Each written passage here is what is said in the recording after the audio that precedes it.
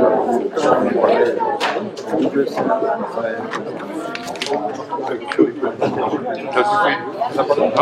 voilà, il m'a donné pour une version. Ça, pour les communes. Ça c'est Annick. Bah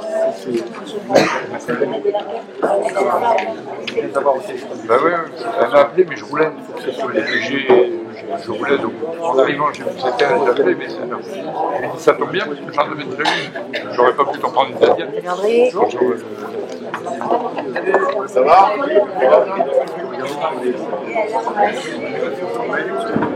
Tu prends la tête alors?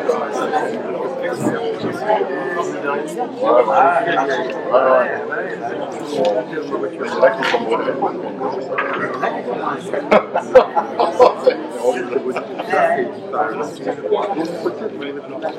Les formules. Il faut rappeler les formules qu'on avait avec les employés. Génial ça. C'est à toi ça? Ben oui, on a ça dans notre. La tribu des marches. Bon, vous allez essayer de m'expliquer le verbe 23, les gars. Le verbe 23, il est pas mal. C'est vrai que ça 23, c'est pas. Oui, je la part Viens là. Ouais. Il y a personne. C'est ça. Je ne peux pas dire que le ménage. De quoi là? Qu'est-ce que tu vas faire pour les gens? 23. Ah ouais.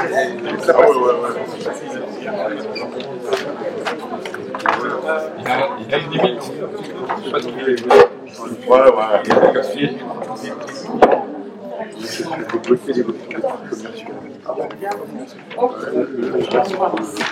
Tu as dû. À l'écran. Bah oui.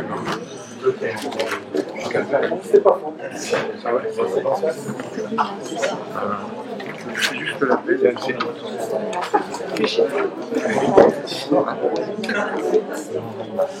Si, on l'a vu l'autre. On va démarrer la séance. Donc, j'accueille mon collègue première vice-présidente à mes côtés à la communauté de communes, qui suit plus domination territoriale et tout ce qui est urbanisme. Et donc, on en a déjà discuté longuement l'autre jour en préparation du conseil. Donc, moi, je ne vais pas être très bref sur ce sujet. Et Gaël vous présentera les enjeux de la mise en place d'un PLI sur la base aussi de la charte de gouvernance qu'on a élaborée, que vous avez tous eu, avec l'ordre du jour du conseil, même avant, je l'avais envoyé avant, pour que vous ayez le temps d'en prendre connaissance. Donc on va d'abord faire l'appel, et après on démarrera par ce sujet. Jean Bléer, Oui. Michael Kiel, Paul Rodriguez, Présent. Toussaint, présent. Vincent Touet, Présent. Anne Segon-Moutel, André Kéry, Présent.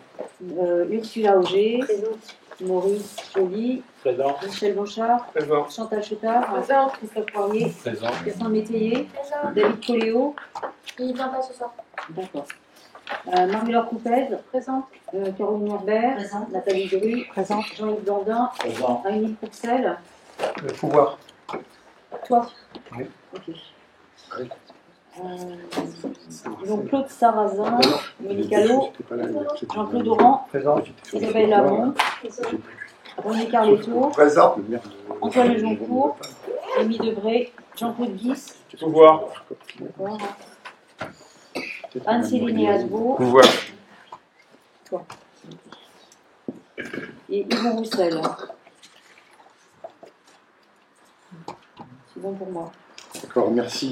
Donc l'ordre du jour, vous l'avez reçu, il n'y a rien de nouveau par rapport à ce que vous avez eu sur les procès-verbaux du 4-4 et du 27 juin. Est-ce qu'il y a des questions, des remarques? Non. Donc je considère que nous l'adoptons à l'unanimité. Donc le reste, on le verra après. Donc je remercie Gaël d'être présent. Donc on a déjà discuté, évoqué ces questions dans le cadre d'urbanisme. Nous avons un PLI ici qu'on a dû adopter en 2016, mais de mémoire, mise à jour en 2022. On l'avait retoiletté, notamment je pense aux surfaces commerciales de rez-de-chaussée qu'on a transformées en surface possible de logement. Je pense à la rue du Flour, à la rue Haut, pardon, notamment. Sur le reste, donc on a pensé, étant dans le cours du mandat, on avait déjà essayé de délibérer là-dessus, ça n'avait pas été retenu. Et donc, on trouvait intéressant que, dans le cadre de ce mandat, d'ici à la fin du mandat, on délibère sur ce qu'est le PLI, un véritable projet de territoire très transversal. Et donc, on a dû délibérer d'abord à la communauté, on a adopté, pour que les gens sachent à quoi s'en tenir, un garde-fou un peu. Et pour rassurer un peu les maires, qui considéraient que peut-être on les dépossédait de certaines de leurs attributions. Et donc, on a abordé ça en travaillant dans un groupe de travail que menait Gaël avec l'ARIC. On a fait 5 réunions de mémoire. J'ai dû en rater une, moi, mais autrement, tous les élus ont été associés en amont à la réflexion. De toute façon, si un jour il y a un PLUI qui est adopté, le tribunal vérifie, vérifie qu'il y a bien eu cette concertation en amont, en tous les cas. Si dans les 3 mois qui précèdent, l'année prochaine, il y a renouvellement des instances, donc au mois de mars-avril, le 1er juillet qui suit, en 2027, pas qui suit, de l'année suivante, pardon, si dans les 3 mois qui précèdent cette date d'échéance, il n'y a pas la minorité de blocage qui se prononce, automatiquement, la compétence est prise par la communauté. Naturellement, enfin, on traite les maires, on les s'enfiler, puis au dernier moment, on ne dira rien du tout. Non, au contraire. Et ce sera obligatoirement nécessaire de rediscuter, puisque on regarde des éléments, Gaël vous en parlera, la minorité de blocage, là aussi, est atteinte. Donc ce sera difficile. Repartir, on en a discuté à plusieurs endroits dans d'autres conseils municipaux. Ça ne pourra pas faire demain matin, il faut que les gens s'acculturent un peu des choses. Et c'est pour ça qu'il fallait qu'on aille vite. D'aucuns de nos collègues nous disent « Ah ouais, mais il faut attendre le mandat, on ne fait rien ». Il y a une continuité de l'action publique et donc on trouvait que c'était intéressant. Donc moi, ce que je vous propose, c'est que je passe la parole à Gaël, qui vous présente tout cela. Si vous avez des questions en cours, on peut aussi, on peut y répondre. Et puis, in fine, il y aura éventuellement une synthèse globale. Et puis là, vous pourrez aussi réagir. Voilà. Bien, merci Jean-Luc pour l'invitation. Effectivement, on arrive au terme de ces rencontres avec les conseils municipaux puisque les communes ont jusqu'à aujourd'hui pour délibérer sur la prise de compétences PLUI. Donc on a fait ensemble ou séparément les rencontres des communes. Pas toutes les communes, mais voilà, celles qui voulaient. Mais on a fait presque une bonne moitié des communes. Donc l'idée, effectivement, c'est de vous présenter quels sont les enjeux sur le territoire en matière d'urbanisme, pourquoi un transfert PLUI serait opportun pour le territoire. Donc n'hésitez pas, effectivement, à m'interrompre si vous avez des questions en cours. Alors,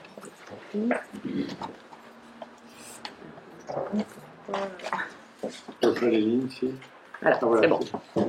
C'est bon. Alors peut-être rappeler en préambule qu'effectivement la compétence PLUI, c'est une compétence obligatoire des communautés de communes. Donc en début de mandat, en 2020, c'était une compétence obligatoire de la communauté de communes, mais le législateur avait permis à une minorité de blocage de s'opposer à ce transfert de compétences. Donc suite au renouvellement en 2020, effectivement, une large majorité de communes se sont opposées à ce transfert. Donc la minorité de blocage, pour comprendre ce que c'est, ce sont 25% des communes qui représentent 20% de la population. Donc 7 communes qui représentent 8500 habitants pour notre territoire. Donc on va en reparler tout à l'heure. Peut-être rappeler que le principe d'utilisation économe de l'espace et du foncier, c'est pas une notion nouvelle puisqu'il y avait eu la loi SRU en 2000 qui mettait l'accent notamment sur le renouvellement urbain et qui donnait un rôle prépondérant aux documents d'urbanisme communaux pour justement avoir cet équilibre entre le développement de l'habitat, l'aménagement en matière économique et aussi un focus sur les logements sociaux. Ensuite, il y a eu les lois Grenelle en 2009 et 2010 qui ont imposé aux documents d'urbanisme de faire un contrôle effectif de la consommation des espaces. Donc, comme le législateur n'avait pas forcément dit de quelle manière le contrôle se ferait, certaines collectivités s'en sont saisies et d'autres non. Ensuite, il y a eu la loi Allure en 2014 qui, elle, a donné justement cette compétence obligatoire aux communautés de communes, tout en mettant la possibilité de la minorité de blocage. C'est une loi qui a quand même un petit peu révolutionné l'aménagement, notamment sur la partie habitat, puisqu'elle a interdit la construction dans les villages. Donc toutes les communes qui ont fait des révisions de documents d'urbanisme après 2014 ont vu fortement la constructibilité réduire dans leur commune, puisque l'idée était de faire des constructions plus proches des centres-villes et des centres-bourgs. Et puis en 2021, il y a cette fameuse loi climat et résilience qui, elle, fixe clairement l'atteinte du zéro artificialisation nette, le fameux ZAN, à horizon 2050. Et donc le législateur, pour atteindre ce ZAN en 2050, il a mis plusieurs étapes, dont la première qui est en 2031 et qui demande de réduire de 50% les consommations foncières. 50% sur ce qu'on a pu observer sur la période précédente, de 2011 à 2021. Donc, par exemple, pour la commune de Guers, sur la période de 2011 à 2021, vous avez consommé presque 49 hectares. Donc, application de 50%, ça vous donne droit sur la décennie 2021-2031 à une enveloppe foncière de à peu près 25 hectares. Et c'est pareil pour toutes les communes. Donc c'est ce que dit la loi. Après, voilà, il y a des variations selon ce que la région en fait accorde comme enveloppe. Donc pour Guers, une enveloppe de 25 hectares jusqu'à 2031. Ce qu'il faut savoir, c'est que dès la promulgation de la loi en 2021, le compteur il a commencé à tourner. Donc on n'avait pas les décrets d'application, on n'avait pas la définition précise de ce qu'était le zéro artificialisation nette. Mais malgré tout, le compteur a commencé à tourner pour l'ensemble des territoires. Donc, on a décompté les consommations sur l'ensemble du territoire. Et on va en reparler aussi tout de suite après. Là, c'est pour poser le contexte. Donc, qui dit loi, dit mise en compatibilité de l'ensemble des documents avec cette loi. Et en matière d'urbanisme, il y a plusieurs documents. Donc, il y a le document régional, qui est le SRADET. Ensuite, il y a le SCOT. Donc, nous, on est sur le SCOT du pays de Ploërmel, 56 communes. Et ensuite, il y a les documents communaux. Donc, promulgation de la loi, le SRADET doit se mettre en compatibilité et donc intégrer les objectifs du ZAN. Donc, la région Bretagne a révisé son SRADET et a donc donné, après 2 ans de travaux avec les SCOT, a donné des enveloppes foncières à chaque territoire de SCOT basées sur des critères qu'on a définis collectivement ensemble. Voilà, donc chaque territoire de SCOT a reçu son enveloppe et donc chaque SCOT doit engager sa révision pour se mettre en compatibilité avec ces nouveaux objectifs-là. On a jusqu'au 22 février 2027 pour le faire. Sur le SCOT du pays de Ploërmel, normalement, le projet devrait être arrêté en fin d'année. Et à partir de l'approbation du SCOT, les communes ont toutes une année pour se mettre en compatibilité avec le SCOT. Donc c'est en cascade. Donc si on arrive à avoir un SCOT opposable second semestre 2026, ça veut dire que toutes les communes en fait devront se mettre en compatibilité au second semestre 2027. Donc là les dates sont pas bonnes, parce que ça c'était ce que le législateur donnait. Et comme le SRADET a été revu plus tôt, bah, du coup en cascade, voilà, le calendrier est modifié. Donc dans ce contexte-là, donc je préside par ailleurs le pays de Ploërmel qui porte le SCOT. Donc du coup j'ai participé aux travaux régionaux sur la définition des critères. Et donc dans ce contexte, on s'est dit avec le président que ce serait bien de travailler pour faciliter la mise en application du ZAN sur le territoire, de travailler avec les élus sur une prise de compétences PLUI et du coup de faire voilà, tout un travail d'appropriation. Donc on a fait venir plusieurs territoires qui sont organisés en PLUI pour Brocéliande Communauté et Pontivy Communauté depuis déjà quelques années puisqu'ils sont à leur 2e PLUI. Et puis plus récemment Centre Morbihan Communauté qui dans le cadre de la diffusion avec Beau Communauté n'a pas eu le choix. Le préfet a dit ok pour la diffusion mais par contre PLUI obligatoire pour les 2 territoires. Et donc ils sont en cours d'arrêt là, de leur PLUI. Donc c'était intéressant pour nous d'avoir ce retour, de voir comment les travaux se sont engagés, les aspects financiers dont on reparlera aussi. Donc quand on en discutait avec nos collègues élus, le point vraiment qui posait question, c'était surtout quel était le processus décisionnel quand on est organisé en PLUI. Qui fait quoi? Qui décide de quoi?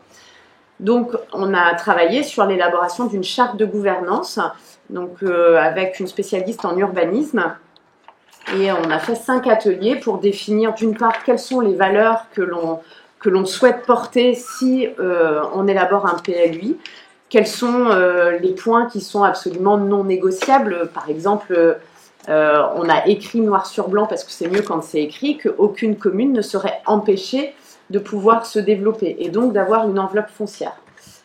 Voilà. Et on a défini le processus décisionnel. On va le revoir à la fin, mais du coup, vous avez dû avoir tous la charte de gouvernance. Donc, ce projet de charte, on l'a présenté en conseil communautaire en avril et donc a recueilli un avis favorable. Et donc, on s'était engagé en fait à aller jusqu'au bout du processus et donc de solliciter à nouveau le conseil communautaire pour cette prise de compétence. Et donc, au mois de juin, le conseil communautaire a délibéré majoritairement pour une prise de compétence PLUI. Et donc, la suite était de saisir les 26 communes qui ont donc jusqu'à aujourd'hui pour délibérer. Donc, autant se le dire tout de suite, les communes ont donc cette possibilité de minorité de blocage, et donc à ce jour, la minorité de blocage est atteinte, et donc le transfert PLUI ne pourra pas se faire puisque 8 communes ont délibéré défavorablement à la prise de compétence PLUI. Et ces 8 communes représentent presque 11 000 habitants. Donc voilà, donc ce sont 2 critères cumulatifs, 25% des communes représentant 20%. Donc la minorité de blocage est atteinte telle que le législateur en avait laissé la possibilité. Mais c'est important, et c'est pour ça que je suis là aussi, malgré tout, c'est important que vous puissiez aussi vous exprimer sur ce transfert de compétences. Et donc, comme le disait le président, effectivement, en début de mandat prochain, transfert obligatoire, sauf si la minorité de blocage s'exprime. Voilà. Et pourquoi on l'a fait en début de mandat? C'est aussi pour capitaliser sur l'expérience des élus. Vous avez eu 6 ans pour vous rendre compte des problématiques liées à l'aménagement sur le territoire et avec cette loi climat et résilience, de comprendre quels étaient les enjeux du ZAN. Quand on est en début de mandat, quand des nouveaux élus arrivent, c'est plus délicat, en fait, dans les premières décisions qui sont à prendre, de faire un transfert de compétences des communes vers l'EPCI, surtout sur un sujet qui est difficile à maîtriser quand on arrive en tant que nouvel élu. Donc voilà, ça nous semblait un peu plus opportun de le faire à cette période-ci. Donc si on revient sur les enjeux du foncier, donc la région Bretagne, dans le cadre de son SRADET, donne au pays de Pleuhermel, donc 56 communes, une enveloppe foncière de 296 hectares, qui est à peu près une réduction de 46% par rapport à nos consommations que nous avons pu observer sur le territoire du pays de Pleuhermel sur la période 2011-2021. Donc c'est une enveloppe de 296 hectares qu'il faut se partager entre les 56 communes, entre les 2 communautés de communes, et toute activité confondue, c'est-à-dire l'habitat, l'économie, les équipements et les services. Et comme le compteur a commencé à tourner depuis 2021, il faut savoir que sur ces 296 hectares, à ce jour, en 2025, presque la moitié de l'enveloppe est déjà consommée. Donc ça pose clairement la difficulté de se dire le foncier, et ça fait déjà un moment qu'on l'avait compris, est rare. En plus, il prend une valeur importante sur notre territoire aussi. Donc il faut vraiment réfléchir le territoire, à savoir comment est-ce qu'on l'aménage, où est-ce qu'on met l'économie et comment est-ce qu'on organise l'habitat autour de tout ça.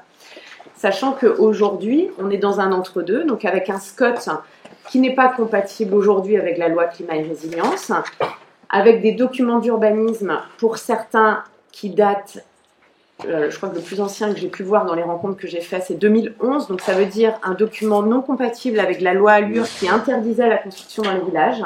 Donc c'est une commune en fait qui a un droit à tirage sur le foncier, voilà, très, très, très important. Donc Là, dans l'entre-deux, ça veut dire que chaque commune, aujourd'hui, fait référence à son document communal et que donc, les communes peuvent continuer en fait à tirer sur cette enveloppe foncière qu'on sait pourtant particulièrement réduite. Question. Oui. Donc, comme on se base sur la période 2011-2021, Ouais. on a une enveloppe globale qu'on ne redistribue pas en fonction de ce qui a déjà été consommé pendant cette première période. Ben, en fait, c'est tout l'intérêt d'un PLUI qui nous aurait permis d'établir des critères. Comment est-ce que cette enveloppe, on l'a répartie en ayant observé ce qui s'est passé sur le territoire. Il y a des communes qui ont été très vertueuses, en fait, qui seront pénalisées. Exactement. Alors que celles qui n'ont pas été vertueuses, c'est elles qui vont se retrouver. Voilà, ça peut. Mais l'objectif du PLUI, c'est pas non plus d'être là pour sanctionner, c'est d'observer quels sont les besoins pour le territoire et de l'organiser au mieux. Voilà. Tout en permettant à chaque commune de continuer à se développer, puisque on a de la chance d'être sur un territoire qui est très attractif. Et que effectivement, sur nos 26 communes, on observe depuis 2021 un développement de l'habitat sur l'ensemble des communes. Mais c'est de se dire, voilà, si on concentre l'économie à certains endroits, il faut aussi tenir compte du fait qu'aujourd'hui, les habitants qu'on accueille sur nos territoires, ils observent aussi les déplacements domicile-travail. C'est ça. Et pour autant, j'étais sur une des communes qui est plus en intérieur, qui n'a pas d'activité économique, et on observait l'évolution de la démographie sur la commune. Eh bien, c'est une commune qui a gagné en habitants, en fait, depuis 2021, tout au long de ces années, parce que, d'une part, le foncier est moins cher, que les terrains sont un peu plus grands. Donc, du coup, il faut pouvoir contenter, en fait, tous ces besoins qui sont exprimés par une population qui vient de territoires extérieurs. Parce qu'on est aussi entre des territoires où le foncier est beaucoup plus élevé que chez nous. Et puis, on a des éléments d'attractivité. Donc, c'est ça l'idée. C'est vraiment l'idée d'un PLUI, c'est ça. Et c'est au vu de ce qu'on définit, c'est comment est-ce qu'on organise les mobilités avec ça. C'est de mettre, en fait, l'ensemble des politiques en cohérence. Donc, à ce jour, en fait, on ne peut rien faire. Donc, chaque commune peut faire ce qu'elle souhaite. Donc, il y a une commune qui a révisé son document d'urbanisme l'année dernière, qui a intégré le ZAN, donc très bien, réduit les enveloppes foncières. C'est une commune qui a un parc d'activités économiques. Du coup, au vu de son enveloppe qui était particulièrement réduite, elle a décidé de mettre l'ensemble de l'enveloppe sur l'habitat. Elle a dit, nous, on veut accueillir des nouveaux habitants. Donc, elle a enlevé la constructibilité des terrains économiques dans son nouveau document d'urbanisme. Ce qui est particulièrement pénalisant pour le territoire dans son ensemble, c'est-à-dire que la commune va effectivement accueillir des nouveaux habitants, lesquels habitants vont être demandeurs de services, souvent services à la population, qui sont financés par la communauté de communes. Et du coup, on enlève du potentiel économique, ressource économique qui est la principale ressource de la communauté de communes. Donc en fait, le PLUI, il est vraiment pour être là, pour trouver le bon équilibre en fait, notamment sur le développement de l'habitat, parce qu'on a un besoin de logement criant sur le territoire et sur l'ensemble du territoire, mais sans pénaliser l'économie. Et on a la particularité sur notre territoire, donc 26 communes, on a 16 communes qui sont couvertes par un PLU et 10 communes qui sont couvertes par une carte communale. C'est le cas, moi je suis maire de Saint-Abraham, on est couvert par une carte communale. Alors c'est assez facilitant, mais il faut savoir qu'il y a aussi, et aujourd'hui où le foncier est très rare, avec une carte communale, en fait, on ne peut pas contraindre les propriétaires à aménager en fait leur terrain comme on le souhaiterait. Moi j'ai eu l'exemple d'un terrain, un propriétaire, 4500 m², une parcelle. J'ai pas pu le contraindre à densifier. Il a vendu à une personne qui a fait sa maison en plein milieu du terrain, 4500 m². Voilà. Donc voilà comment on consomme aussi du foncier sans se préoccuper, et je n'ai rien pu faire. J'ai mobilisé les services de l'État, j'ai fait référence à... Eh bien, la carte communale ne le permet pas. Donc on a quand même 10 communes qui sont dans cette situation-là. Donc ça vient impacter notre enveloppe, qui est une enveloppe globale pour l'ensemble du territoire. Les PLUI, donc dans le Morbihan, Roi-Morvan communauté, Pontivy communauté. Alors, Beau communauté, ils sont en cours d'élaboration, comme Centre Morbihan communauté. Questembert communauté, mais effectivement, il est tombé l'année dernière. Donc, il doit être révisé. Redon agglomération. Et vous avez la carte de la Bretagne. Donc, tout ce qui est en vert sont des territoires qui sont soit couverts, soit en cours d'être couverts par des PLUI. Et donc en rouge, les territoires non couverts. On observe, et on a eu les données nationales il y a 15 jours, on observe effectivement depuis 2021 une évolution et un déploiement à une vitesse grand V des PLUI. Tout simplement pour faciliter la mise en application du ZAN. Et on voit dans les Côtes d'Armor, ils sont très nombreux, il n'y a plus que 8 EPCI dans les Côtes d'Armor, et pour la plupart, je crois qu'il n'y en a que un du coup, qui n'est pas en PLUI.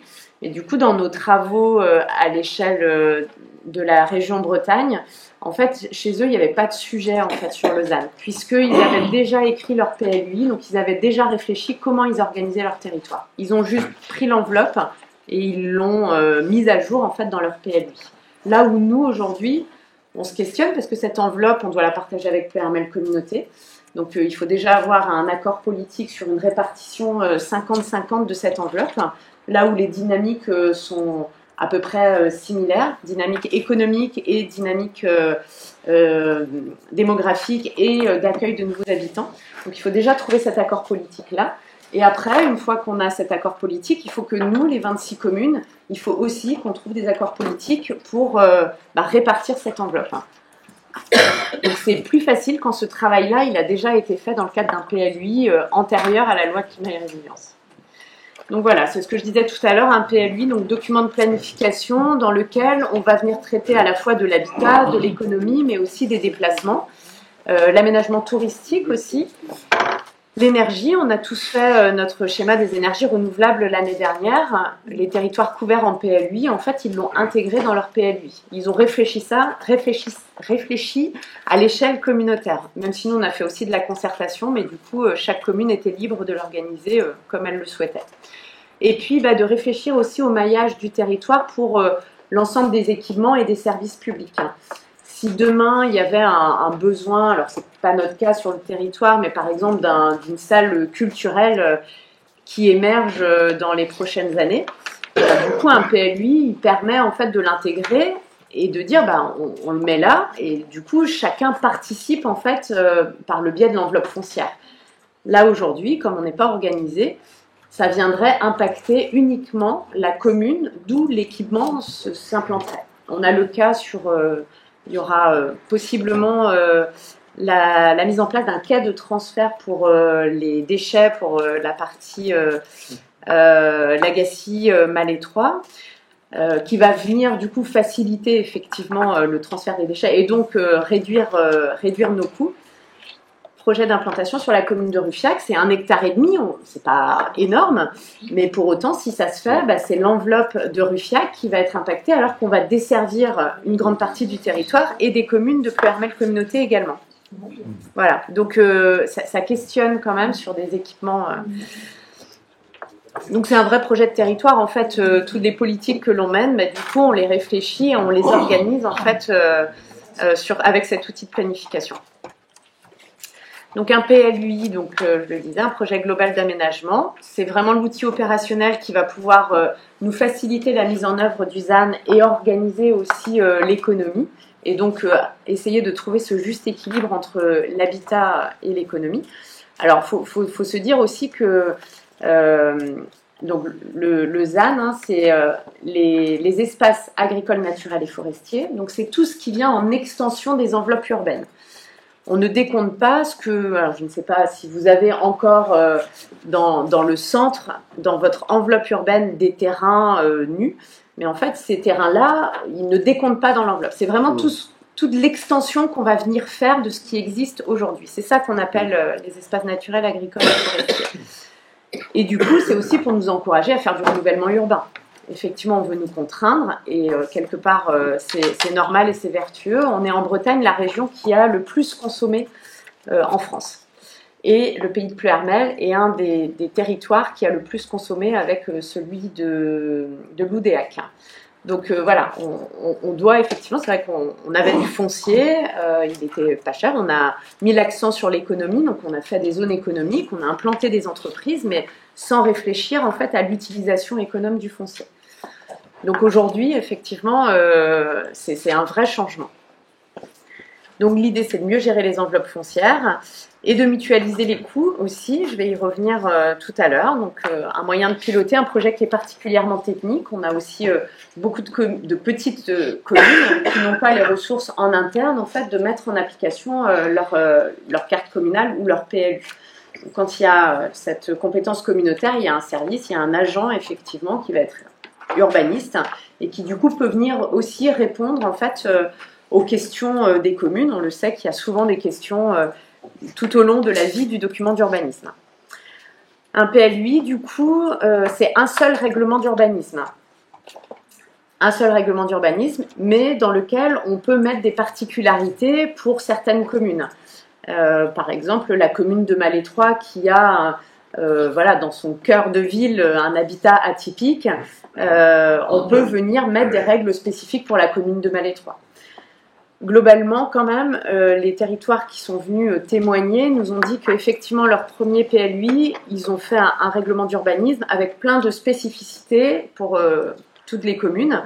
Et dans la révision, finalement, ils ont enlevé, et c'était partagé par l'ensemble des maires, ils ont enlevé toutes les spécificités et ils ont des règles communes pour l'ensemble du territoire.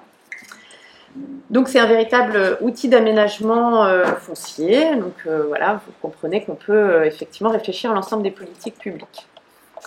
On peut y intégrer, alors on doit se mettre en cohérence et en compatibilité avec les documents qui sont au-dessus, le SRADET et le SCOT, mais c'est aussi l'occasion d'y intégrer le schéma d'aménagement et de gestion des eaux. On le sait, alors j'ai Vincent à côté, je ne vais pas dire de bêtises, mais que la gestion des eaux, c'est certainement un enjeu majeur là de la prochaine décennie.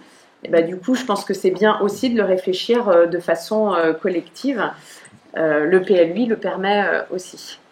Le plan climat et énergie territorial, ça permet aussi, alors il est déjà élaboré, mais ça permet d'intégrer.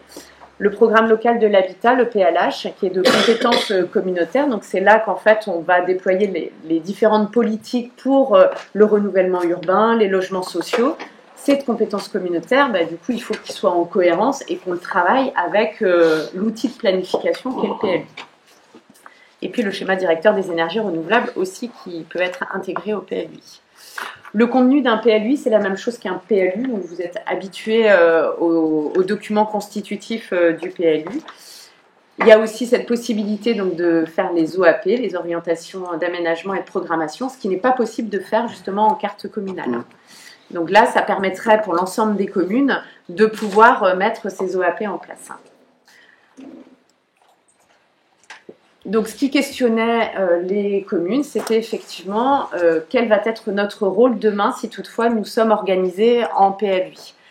Donc, le rôle des communes, il est toujours aussi stratégique. C'est pas moi, maire de Saint-Abraham, qui vais venir dire aux élus de guerre où faire leurs OAP.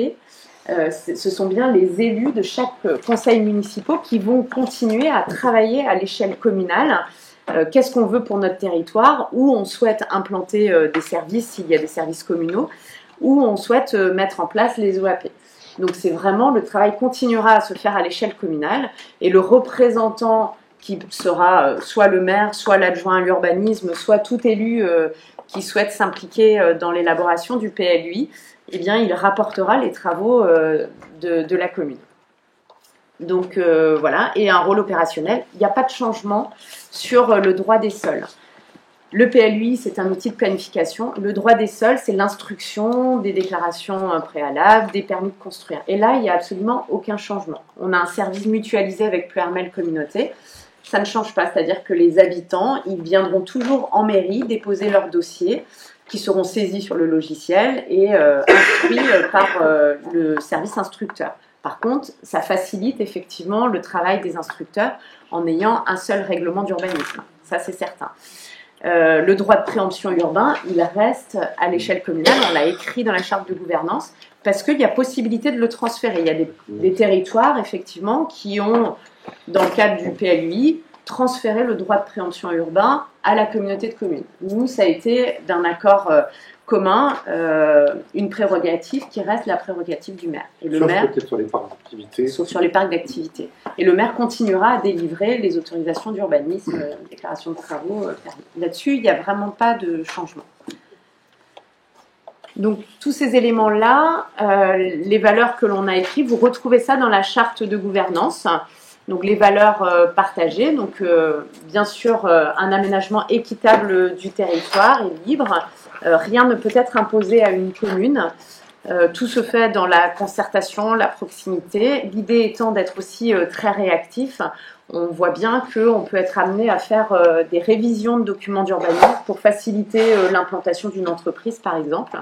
L'idée, c'est qu'effectivement, il y a un service qui soit structuré pour mettre en œuvre en fait, ces révisions simplifiées du document. La gouvernance politique et technique, je vais y revenir. Et du coup, voilà, on disait qu'effectivement, le droit de préemption reste de compétence communale. Donc, dans la charte de gouvernance, vous avez effectivement ce schéma qui est l'organisation des instances. Donc, la base, c'est effectivement, ce sont les communes qui vont définir le projet. Nous avons le comité de pilotage qui sera vraiment l'instance où les travaux vont se faire, avec un comité technique aussi, puisqu'il nous semblait important que les agents qui aujourd'hui traitent de ces questions-là dans les communes, alors quand il y a un agent spécifique pour les plus grandes communes ou alors les secrétaires généraux de mairie ou les DGS, auront aussi cette instance stratégique et technique pour pouvoir apporter leur éclairage et pouvoir apporter leur aide aux élus sur certaines questions sur lesquelles ils devront trancher. Une possibilité de mettre en place des groupes thématiques ou bien géographiques selon le besoin pour alimenter le projet. Et la conférence des maires, c'est là que vraiment tout se passera, les arbitrages se feront. Ils valideront ou pas les propositions qui émaneront du comité de pilotage et ensuite ils soumettront pour approbation finale au conseil communautaire. Et donc l'idée, voilà, vous voyez l'ensemble des flèches, c'est vraiment qu'il y ait une co-construction en fait et qu'il y ait beaucoup d'informations et du coup le rôle des maires effectivement sera important en fait pour faire le lien avec leurs conseils municipaux. Donc voilà, et on souhaitait, pour pouvoir saisir les communes, on avait dit qu'effectivement il fallait que la gouvernance soit écrite noir sur blanc et qu'on ait aussi une approche financière, puisque quand il y a un transfert de compétences, il y a aussi un transfert de charges. Voilà. La compétence n'est plus exercée par la commune, donc elle transfère les charges qu'elle avait pour cette compétence, elle transfère vers la communauté de communes pour que la communauté de communes ait les ressources pour l'exercer. Donc l'élaboration d'un PLUI, on a regardé un petit peu ce qui s'est fait ces dernières années, donc on a fait des moyennes, donc le coût s'amortit sur 10 ans. En moyenne, ça coûte entre 9 et 13 euros par habitant. Donc ça dépend de la taille, ça dépend aussi un petit peu de la composition des communes et de leurs documents d'urbanisme. S'il y a une majorité de communes qui ont des documents d'urbanisme récents, ça veut dire que le travail est quand même un petit peu facilité. Si ce n'est pas le cas, ça nécessite plus de travail.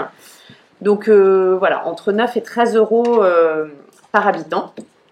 Et puis pour faire fonctionner, effectivement, il faut un service. Donc avec un agent expert sur les questions d'urbanisme. Et puis du temps qui serait redéployé, puisque effectivement l'agent qui est sur les mobilités, il faudra aussi qu'il détache du temps pour construire le PLUI, l'économie, l'habitat. Donc avec 2 équivalents temps plein, on peut faire fonctionner effectivement un service qui porte le PLUI. Voilà, donc on est sur un coût annuel moyen estimé à 89 000 euros. Et quand on fait une moyenne par habitant, donc on est à 2,11 euros par habitant. Alors c'est un petit peu petit dans le tableau. Donc on a repris l'ensemble des communes. Sur la première colonne, on a la population. Cette première colonne-là, en fait, c'est on a un service, je l'ai dit, il faut à peu près 89 000 euros pour faire fonctionner le service. Donc du coup, 2,11 euros par habitant, qu'on multiplie par le nombre d'habitants pour chaque commune. Ensuite, on a regardé un petit peu les dépenses qui ont été faites sur les communes ces 11 dernières années. Donc on a pris, c'est public, hein, on n'a pas été questionner les communes, donc c'est forcément à affiner, mais c'était pour avoir une approche. Donc c'est ce que vous retrouvez sur la dernière colonne, c'est le rappel du montant annuel moyen dépensé pour chaque commune. Alors pour Guerre, je ne sais plus. Pour Guerre, en montant annuel moyen, ces 11 dernières années, vous avez dépensé 7 300 €. Alors, voilà. Donc, du coup, on a regardé ça pour l'ensemble des communes. On a fait une moyenne de ces dépenses. Et donc, c'est la colonne du milieu et le scénario, en fait, ici. Donc, on est à 2,90 €. Si on fait la moyenne des dépenses engagées par les 26 communes les 11 dernières années, on est à une moyenne par habitant à 2,90 €. Et quand on a rencontré CMC, Centre Morbihan Communauté, comme c'était tout récent, ils nous ont expliqué comment ils ont fait leur transfert de charge. Ils sont aussi partis sur les 11 dernières années. Et du coup, ils ont fait une moyenne des moyennes, ce qui permettait de venir un petit peu atténuer le coût. Et là, du coup, on est à 2,27 € par habitant. Donc, ce qui ramène dans ce dernier scénario une enveloppe en fait de 95 000 € à la communauté de communes. Donc effectivement, pour Guerre, vous, le scénario financier, tel qu'on l'a écrit là, n'est pas forcément favorable. Absolument. Globalement, pour l'ensemble des communes, alors après, ce serait à vérifier aussi, effectivement, si le chiffre, la moyenne des 7 000 € est juste. Donc, la problématique là, c'est qu'on a des communes en fait qui n'ont quasiment eu aucune dépense ces 11 dernières années, puisqu'ils vivent sur leur document d'urbanisme qui date de 2011. Donc, c'était juste pour avoir une approche financière et montrer le mécanisme financier. Bien sûr que ce serait à réajuster et à tenir compte aussi des communes qui n'ont pas attendu et qui se sont mises en compatibilité avec la loi climat et résilience, qui ont des documents qui du coup sont quasiment compatibles, qui ont donc engagé des dépenses là ces dernières années. Donc voilà. Mais après, toutes ces discussions-là, elles ont lieu en CLECT. Et voilà, on ne peut pas présager de ce que serait un accord qui serait voté en CLECT. Mais l'idée, c'était vraiment d'avoir une approche financière. Voilà, Jean-Luc, je ne sais pas si tu veux apporter des précisions. Non, pas spécialement. Simplement, on s'aperçoit, ça a été dit tout à l'heure, que la minorité de blocage est vraiment bloque le système, alors qu'il y a une majorité de communes qui sont intéressées. 18 sur 26 et 8 qui sont opposés. L'autre jour, le préfet est venu nous voir à la communauté de communes, il a rencontré tous les maires, on a discuté avec lui. On pourrait avoir des PLUI infracommunautaires où un certain nombre de communes pourraient éventuellement se regrouper, celles qui sont pas d'accord pour y participer, sauf qu'il y a des règles précises, si je me rappelle bien, c'est surtout applicable dans les communautés d'agglo. Et il faut qu'il y ait plus de 50 communes, mais il n'empêche qu'on lui a écrit en disant peut-être que vous pourriez, il a un pouvoir de dérogation, en lui disant peut-être que vous pourriez déroger et permettre qu'on ait un PLUI partiel, entre guillemets, sur le territoire, et qui incite peut-être ceux qui étaient contre aujourd'hui à nous rejoindre un peu plus tard. C'est surtout, en tout cas, de permettre à ces 18 communes qui ont compris les enjeux en termes de foncier, de leur permettre de s'organiser entre elles sur un document qui pourrait être partagé. Voilà, la question est posée. Et donc, de manière générale, plus de 50% des 50% à peu près de PLUI en France en l'ensemble des intercos, et en Bretagne c'est à peu près le même chiffre. Donc moi je suis convaincu que c'est un outil indispensable, on l'a dit, c'est un véritable projet de territoire transversal, habitat, économie, etc. Et ça permettait, dans le contexte actuel, en plus, il faut qu'on soit solidaire dans le cadre d'économie foncière à faire, dans le cadre de la loi ZAN dont a parlé Gaël, et donc on a intérêt à se concerter, sinon, chacun de notre côté, on peut faire ce qu'on veut sans être... alors on nous a dit, on peut peut-être s'arranger entre nous, on n'est pas du tout convaincus de ça, tant qu'il n'y a pas un document, ça a peut-être marché, non. Et tant qu'il n'y a pas un document réglementaire opposable à tout le monde, une espèce de bible du développement intercommunal, ça ne marchera pas. Et en fait, les arrangements ne sont même pas possibles réglementairement. Nous, sur Saint-Abraham, quand on a révisé notre carte communale il y a 2 ans, on a aussi un parc d'activités communautaires. on avait 6 hectares en fait de constructibilité sur ce parc d'activités, mais la commune n'étant pas propriétaire ni la communauté de communes, les services de l'État nous ont demandé, ont exigé que ce soit enlevé de notre carte communale. Au même moment, il y avait la révision du PLU de Baignon avec le projet Fenêtre-EA qui avait un besoin de foncier. Donc du coup, j'avais demandé en disant, est-ce que ces 6 hectares-là, vu qu'on ne peut pas les mettre sur l'habitat, est-ce que ces 6 hectares-là, est-ce que je peux les donner à la commune de Baignon pour le développement économique, pour pas que ce soit perdu sur le territoire? Il n'y a aucun dispositif qui le permet. Donc on a dû enlever ces 6 hectares-là qui sont donc perdus pour le territoire. Donc il n'y a pas...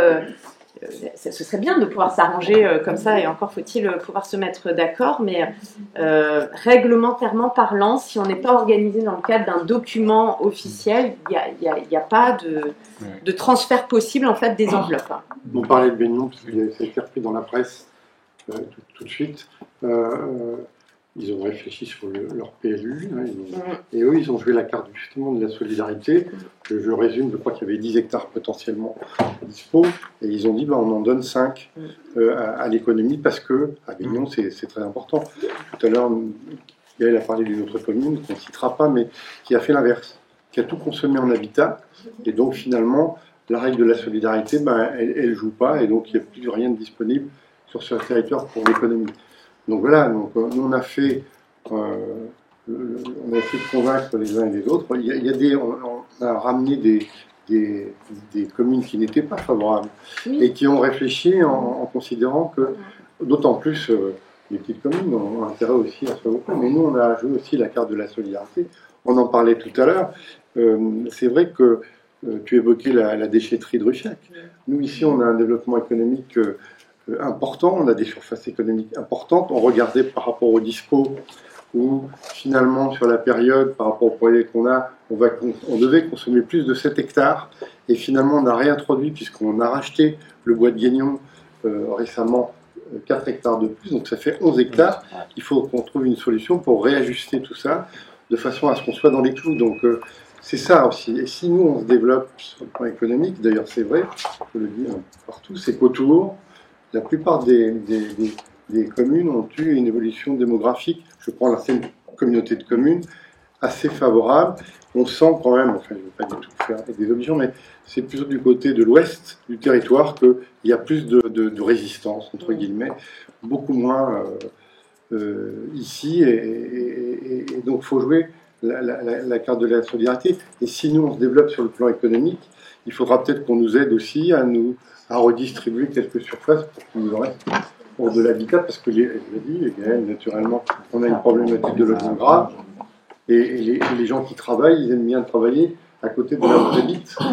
Alors en plus, nous, on a la problématique de frontière, ici, tout au long, jusqu'à la Galicie, donc c'est aussi un peu compliqué, et donc si on n'y fait pas attention, les gens iront habiter à l'extérieur et pas sur le territoire communautaire. Donc il y a vraiment un enjeu fondamental. Tu voulais dire quelque chose? Oui, juste poser une question.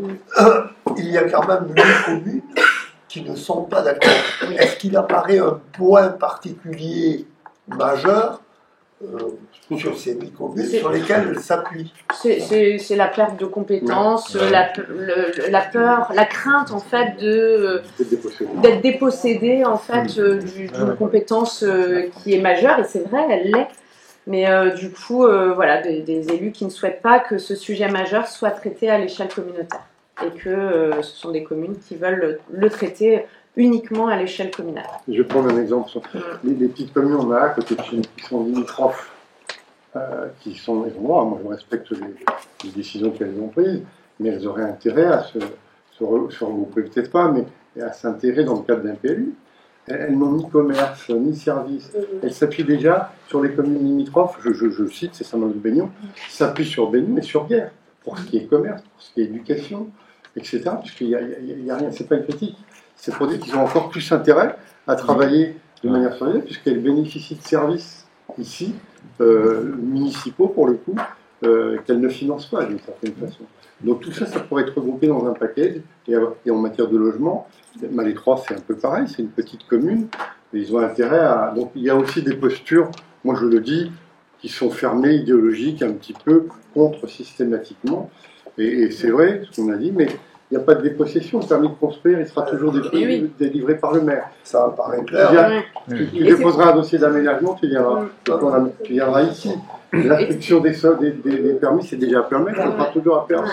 Et c'est pas une question de taille de commune, parce qu'on le voit, il y a des toutes petites communes, et pour le coup, on représente la plus grosse commune, et je fais partie des plus petites communes, et on porte ce même intérêt communautaire à aller en ce sens-là. Donc c'est pas une question de commune, c'est une question de prise en compte de l'enjeu.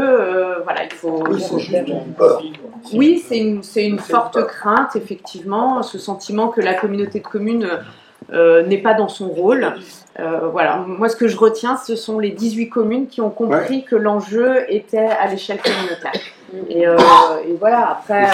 C'est un projet pragmatique de territoire. On a établi un projet de territoire à la communauté de communes, bon, avec des valeurs et des idées qui sont intéressantes, mais elles ne se concrétisent pas forcément sur le terrain au quotidien. Là, c'est concret, hein. On traite d'affaires concrètes, précises, qui engagent l'avenir du territoire. Et bon, il faut peut-être du temps, etc. Il faut on a déjà bien avancé, puisqu'effectivement, en début de mandat, et moi je le dis en toute honnêteté, j'ai voté contre le transfert PLUI en 2021. Parce que pour moi, voilà, il n'y avait pas d'intérêt majeur. Aujourd'hui, et depuis la loi climat et résilience, c'est impensable de continuer à gérer cette compétence à l'échelle communale. Donc voilà, donc on a quand même fortement évolué. Et parmi ces communes qui ont voté contre, malgré tout, on a rencontré des élus, ils ont entendu, et voilà, il faut peut-être que ça mature encore un petit peu. Voilà. Ça peut encore évoluer. Ouais. Après votre témoignage, il y a un peu d'espoir. Bah oui, mais... alors je suis allée dans ces communes aussi, ils ont donc voté pour l'instant. j'ai tout donné, mais non. Non, après voilà. J'avais une question, moi c'était sur les terrains pour l'économique et les terrains pour l'habitat. Il n'y a pas de ratio de répartition qui est imposé. C'est à chacun, voilà. C'est un peu ce que tu disais tout à l'heure, de savoir ce qu'on avait consommé dans les fonctions. Est-ce que ça se reproduit en pourcentage dans le nom? Alors par contre, on a entamé ce travail-là parce que dans le cadre des travaux du SCOT, on avait quand même besoin de savoir comment est-ce qu'on allait utiliser l'enveloppe.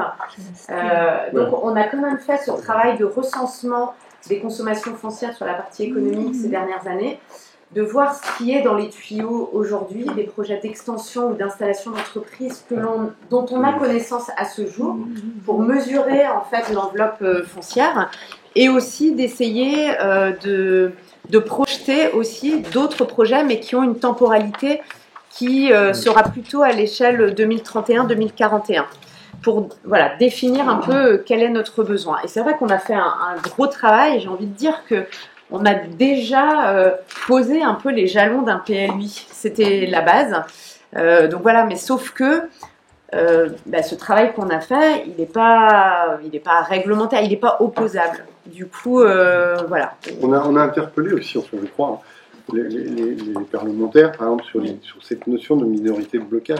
C'est pas une vraie démocratie, du coup, parce que c'est une minorité qui peut bloquer. En plus, il y a eu des doutes du fait de la compétence assainissement, où elle était obligatoirement transférée là, l'année prochaine, et puis on nous a dit, maintenant, vous pouvez faire ce que vous voulez. Ça a mis aussi des doutes, sans doute, dans la tête des gens. Et bon, nous, si on peut, à la limite, territorialiser, entre guillemets, le PLUI en y agrégeant plusieurs communes, on va essayer. Pourquoi pas? Pourquoi pas? Est-ce qu'il y a d'autres questions? Pour le développement du territoire, je ne suis pas sûr que ce soit non, mais une option, c'est vraiment dommage. C'est peut-être une... Non, mais en fait, c'est très long d'écrire un PLUI, donc ça permettrait... Voilà, ça permettrait de commencer, et peut-être après que les autres communes rejoignent. Bien, quand on a transféré la taxe professionnelle unique, quand elle a été mise en œuvre, il a fallu du temps de préparation pour qu'on accepte de se partager les ressources économiques du territoire. Et parce qu'il y avait aussi en face une bonification financière intéressante, mais quand même. Après, j'avais une deuxième question, moi, c'était sur l'optimisation d'utilisation des terrains, notamment sur les zones, les zones industrielles ou les zones artisanales. Alors, c'est vrai, il faut faut zéro artificialisation. Donc pour ça, on ne peut pas tout bétonner ou tout goudronner. Il faut laisser de l'espace vert. Mais à un moment donné, est-ce qu'il ne faut pas non plus avoir une consommation un peu moins gourmande, je vais dire, de tous ces espaces-là, parce que ça fait des surfaces et des surfaces qui en réalité sont en espace vert et ne sont pas optimisées. En fait, c'était une tendance à un moment donné, effectivement, c'était les cailles-parcs, voilà. Oui, c'est ça. C'est là que je voulais en venir. Exactement. Donc là, aujourd'hui, le travail qui est fait, effectivement, c'est de rencontrer les entreprises, de définir qu'est-ce qu'elles font de l'utilisation de leur parking. Est-ce qu'il n'y a pas possibilité de redensifier et de permettre de nouvelles installations sur des surfaces qui ne sont pas occupées. Donc ce travail, il est en cours. Et désormais, quand il y a des installations d'entreprises qui souhaitent acheter du terrain sur les parcs d'activités communautaires, du coup, là aussi, le projet, il est vraiment étudié et le besoin en foncier, il est étudié de façon beaucoup plus stricte et économe qu'auparavant. Parce que les entreprises ont tendance à demander beaucoup plus que ce dont ils ont besoin. Donc, on y travaille. On a travaillé avec un cabinet là, pour l'élaboration d'une espèce de charte de référence en la matière. Et je prends l'exemple du Gros Chêne à Serran, où il y avait 4-5 entreprises qui voulaient s'installer. On a mis autour de la table tous ces gens-là et on a réussi à mutualiser des espaces parking. Mais c'est vrai, à une époque, y compris par rapport aux aides qu'on avait de la région, à l'époque c'était la région, après ça a été le département, il fallait que les entreprises aient une vitrine intéressante, verdoyante, etc. C'est bien. Et aujourd'hui, les choses ont un peu évolué. On n'avait pas encore la prise de conscience du problème, donc forcément, c'était pas un sujet. Et on fait des efforts dans l'autre sens, parce qu'il faut qu'il y ait une forme de réciprocité. Je prends ici Mick Buffet qui voulait 4 hectares. On m'a dit, est-ce que vous avez besoin de 4 hectares dans le cadre du parc d'activité? Ils ont dit, peut-être 3. On a dit, vous êtes sûr? Finalement 2. On leur dit, on vous en garde un pendant 2 ans si vous en avez besoin prioritairement, au même prix qu'aujourd'hui. Donc il faut re-responsabiliser. Et ça marche. Tout le monde a pris conscience de ça. Parce que ça va se raréfier. J'étais au congrès des intercommunalités de France là, cette semaine. Ouais. Et le sujet est régulièrement revenu dans les échanges sur le PLUI, et du coup, la difficulté de la minorité de blocage, mais surtout les intercommunalités qui témoignent en fait que, effectivement, une fois qu'on est organisé en PLUI, la question de la gestion de l'eau est beaucoup plus facile parce que, tout s'intègre. Après, faut se dire aussi, c'est pas une partie de plaisir que d'élaborer un PLUI. C'est normal. Il y a de la concertation, il y a du consensus, et malgré tout, et malgré les difficultés que les territoires ont pu avoir des fois à écrire leur PLUI, aucun territoire ne souhaite revenir en arrière.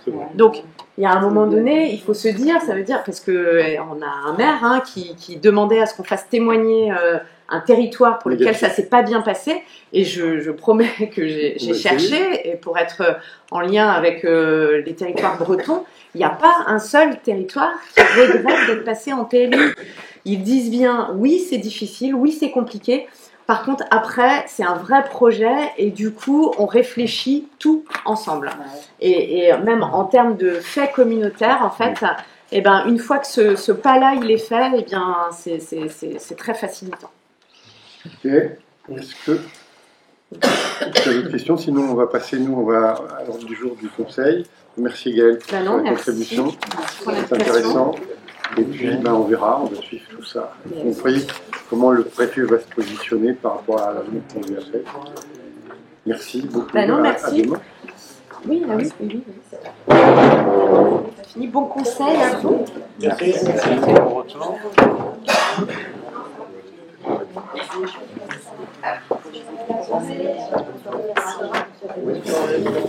toute façon, tout ce qui est posé,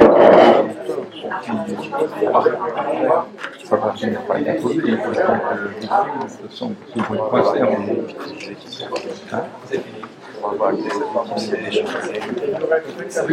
Peut-être qu'un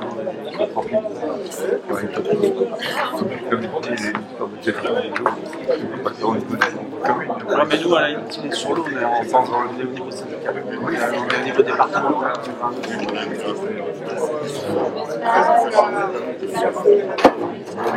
C'est une discussion ensemble. Oui, d'accord. Non, mais il faudrait pas qu'on enchaîne.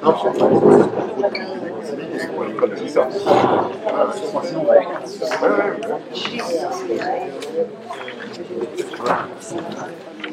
Retour. Saint-Mathieu, aidez-moi. Expatrié. Saint-Mathieu.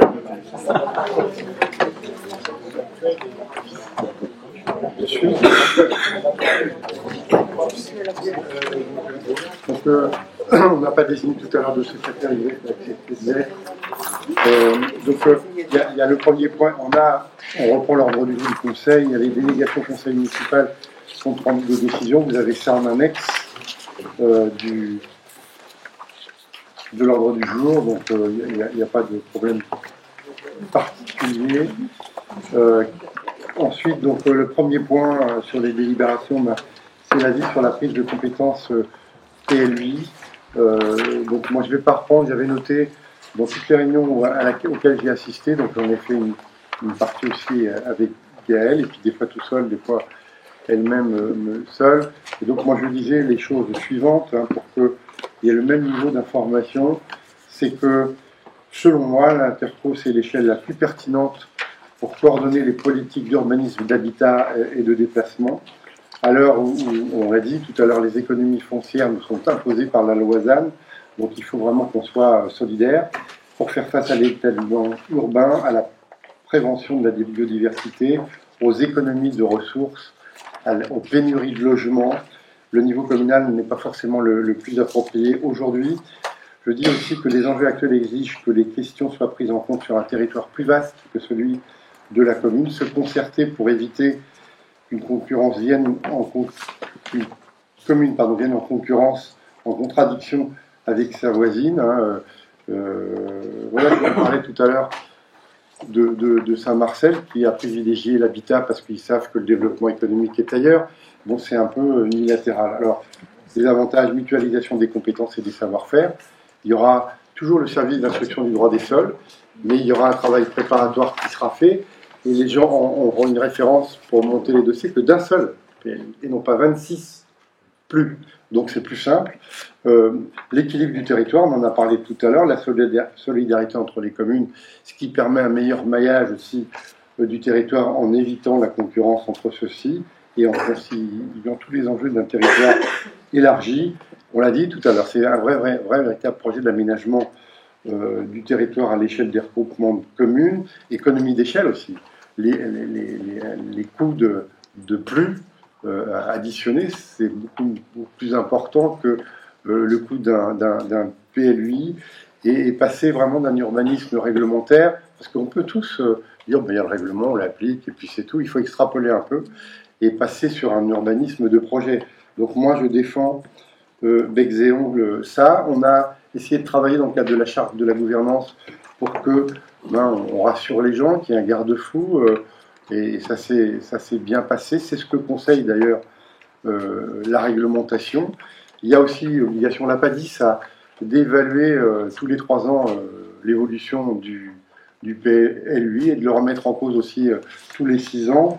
Et vraiment, à mon avis, la charte qu'on a faite, c'était un pilier pour qu'on rassure les gens. Alors, je ne sais pas comment ça a été perçu. Gaëlle parlait tout à l'heure du colloque sur l'intercommunalité qui était à Toulouse. Et j'ai lu un peu un document qui a été élaboré par cette instance. C'est l'ex-association des communautés de France, qui a quel nom, je ne me rappelle plus, désormais ça s'appelle Intercommunalité France, ça regroupe toutes les communautés de communes d'agglo de France, et son vice-président dit la chose suivante: le PLUI offre aux élus l'opportunité de bâtir une vision commune du territoire, au-delà des frontières communales. Il s'agit d'un outil politique permanent permettant d'affirmer un projet collectif, d'organiser un développement plus équitable et durable, et de renforcer la cohérence et la solidarité, ce que j'ai dit tout à l'heure, entre les communes. Dans un contexte de sobriété, il permet de répartir au mieux les ressources. Il incarne la capacité de l'intercommunalité à piloter l'avenir localement, en collaboration et en lien avec les maires et ses habitants.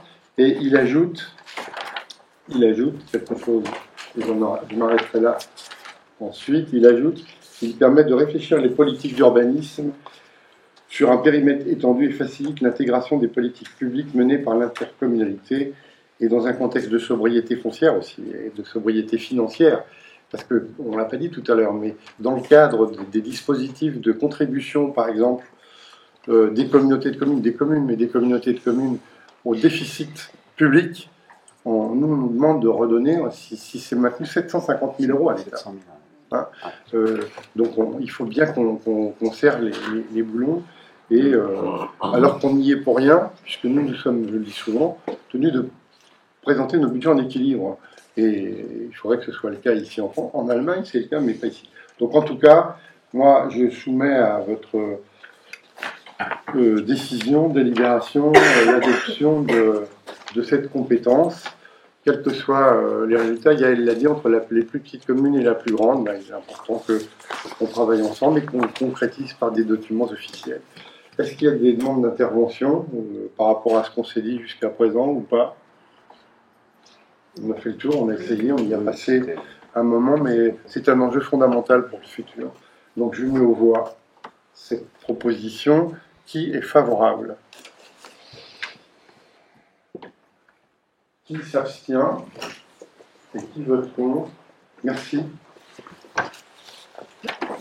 Donc c'est important de donner ce signal aussi aux communes et aux préfets en particulier, parce qu'il va se reposer la question. Je peux vous assurer qu'on en a discuté l'autre jour, il sera très attentif. Ils seront très attentifs, les préfets, dans le cadre d'aide, de conseils dont on aura besoin, au fait qu'on ait voté ou pas pour cette adoption, même si le PLUI n'est pas adopté du fait du blocage minoritaire. Voilà, merci beaucoup. On poursuit, Paul, sur la décision modificative. Alors, on va revenir à notre sujet plutôt budgétaire. Donc, il s'agit de la première décision modificative du budget général. Donc, voilà, vous avez à la page 3 les tableaux correspondants. Donc, vous regardez simplement la première colonne, vous avez les montants qui ont été inscrits dans le BP 2025. Et vous regardez la dernière colonne directement. Donc, et la ligne opération réelle d'exercice. Donc, vous voyez que sur la section de fonctionnement, le premier tableau, vous avez des dépenses supplémentaires qui apparaissent en charge à caractère général pour 47 270 €. Et ces charges de fonctionnement supplémentaires, inscrites depuis qu'on a voté le budget primitif, sont compensées par des recettes supplémentaires dont on a eu connaissance depuis le vote du budget, que vous avez sur la colonne de droite. Donc vous voyez les trois sommes en produits des services, en fiscalité locale et en dotation, et qui vous redonnent le même total, 47 270 €. Voilà, donc au niveau du fonctionnement, il n'y a pas d'impact au niveau de cette décision modificative. Par contre, la particularité qui apparaît, toujours dans le premier tableau, vous voyez apparaître en bas, à gauche, un virement à la section d'investissement. Ça veut dire qu'on a 183 405 € qu'il est nécessaire de virer, de prendre de notre excédent budgétaire et de virer dans la section d'investissement que vous avez dans le tableau du bas. Donc ce montant-là, vous le retrouvez complètement en bas à droite, 183 405 €. Alors pourquoi on a besoin de cette somme? C'est pour pouvoir financer, depuis qu'on a voté le budget, des dépenses d'investissement supplémentaires, des travaux notamment. Vous le voyez dans le deuxième tableau, dernière colonne, vous avez 314 760 €. Alors il y a un petit peu de tout, c'est pas juste une somme, bien sûr.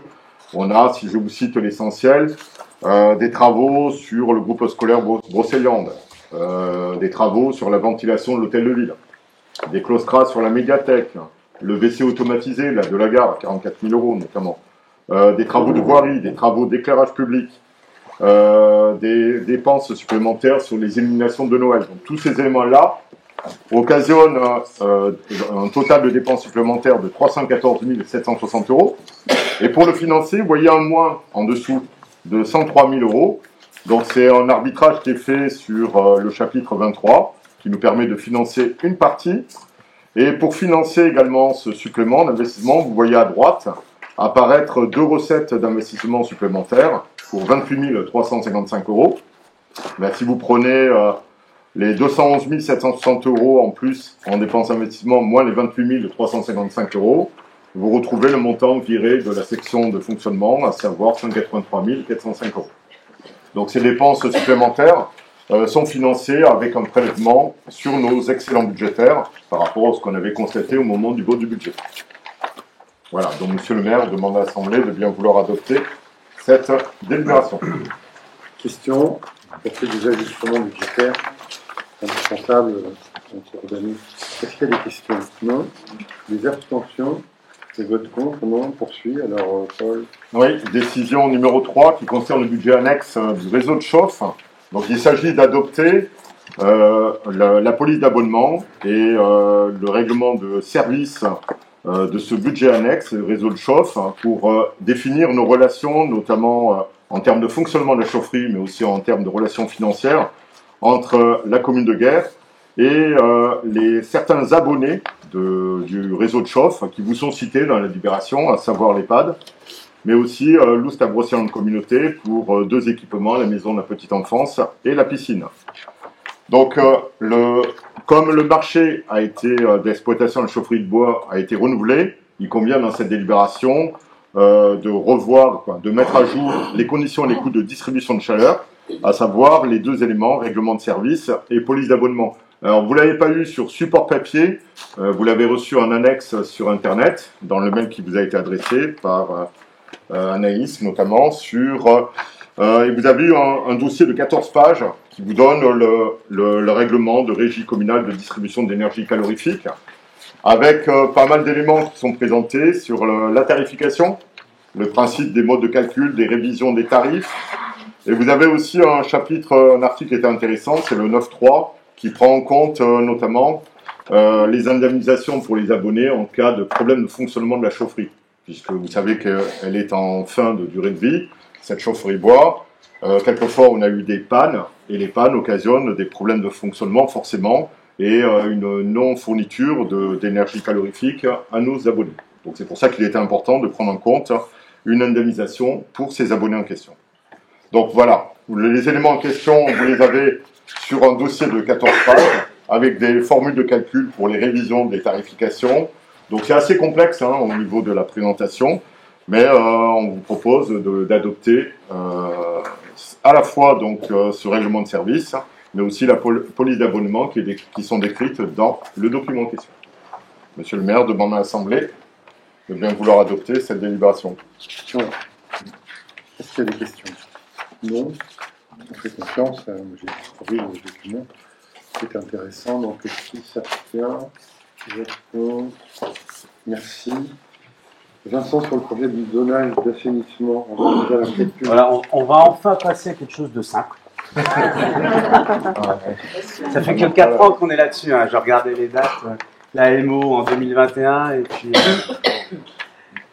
je vais essayer de faire simple. De toute façon, vous aviez eu les documents. C'est donc il y a 2 points. Il y a les eaux usées et l'assainissement. Voilà, simple. Voilà. Donc en fait, dans ce schéma directeur d'assainissement, on a une partie qu'on appelle le zonage d'assainissement, qui est un élément cartographié. Donc là, ce soir, on va se prononcer sur cet aspect-là, mais ça fait partie intégrante du schéma directeur d'assainissement. Donc effectivement, eau usée et eau pluviale.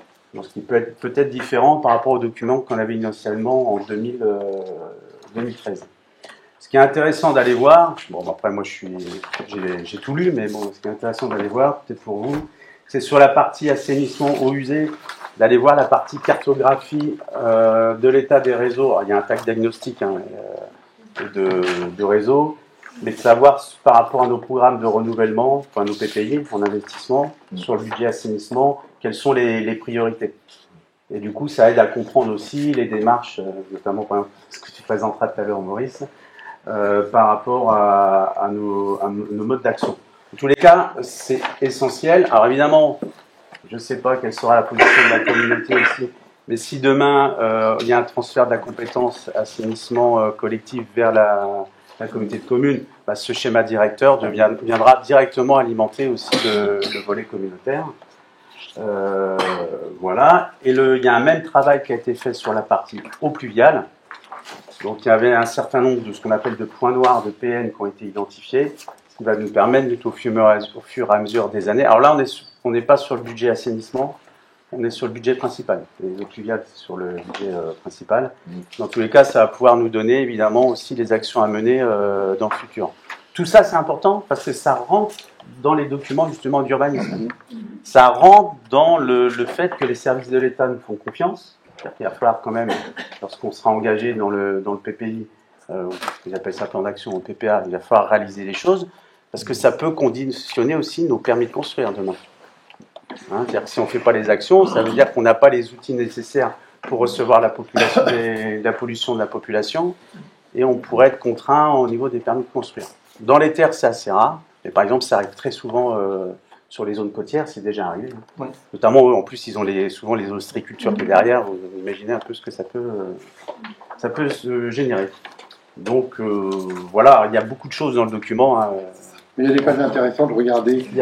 Sur les eaux usées, là, les pages 44. Ouais, bah, c'était ça. C'était 44 que j'avais dans les mains. Et la page 46, vous avez des schémas. Pour les eaux pluviales. Ouais. Et donc c'est intéressant de regarder ça parce que vous avez aussi comment fonctionne l'assainissement non collectif. À la page 42, il y a des schémas qui sont intéressants. Exactement. Par contre, il n'y a pas d'évolution de périmètre. C'est-à-dire qu'on est bien, on n'a pas.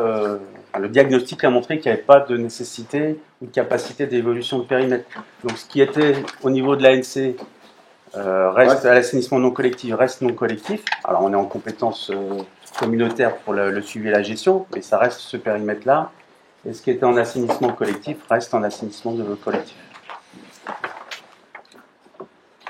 Jean-Luc. Et sur l'assainissement, alors l'enquête publique, c'est à quelle échéance du coup?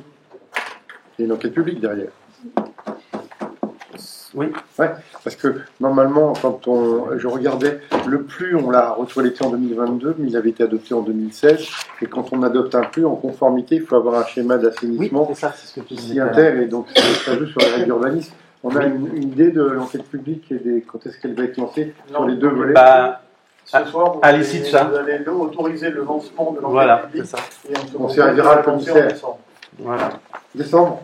Normalement, décembre. D'accord.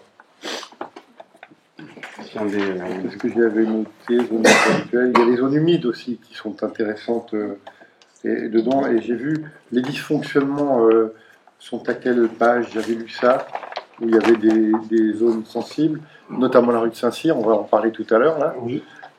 C'est page 44. Ouais. Les endroits de blocage qui sont à prendre assez rapidement. Ouais.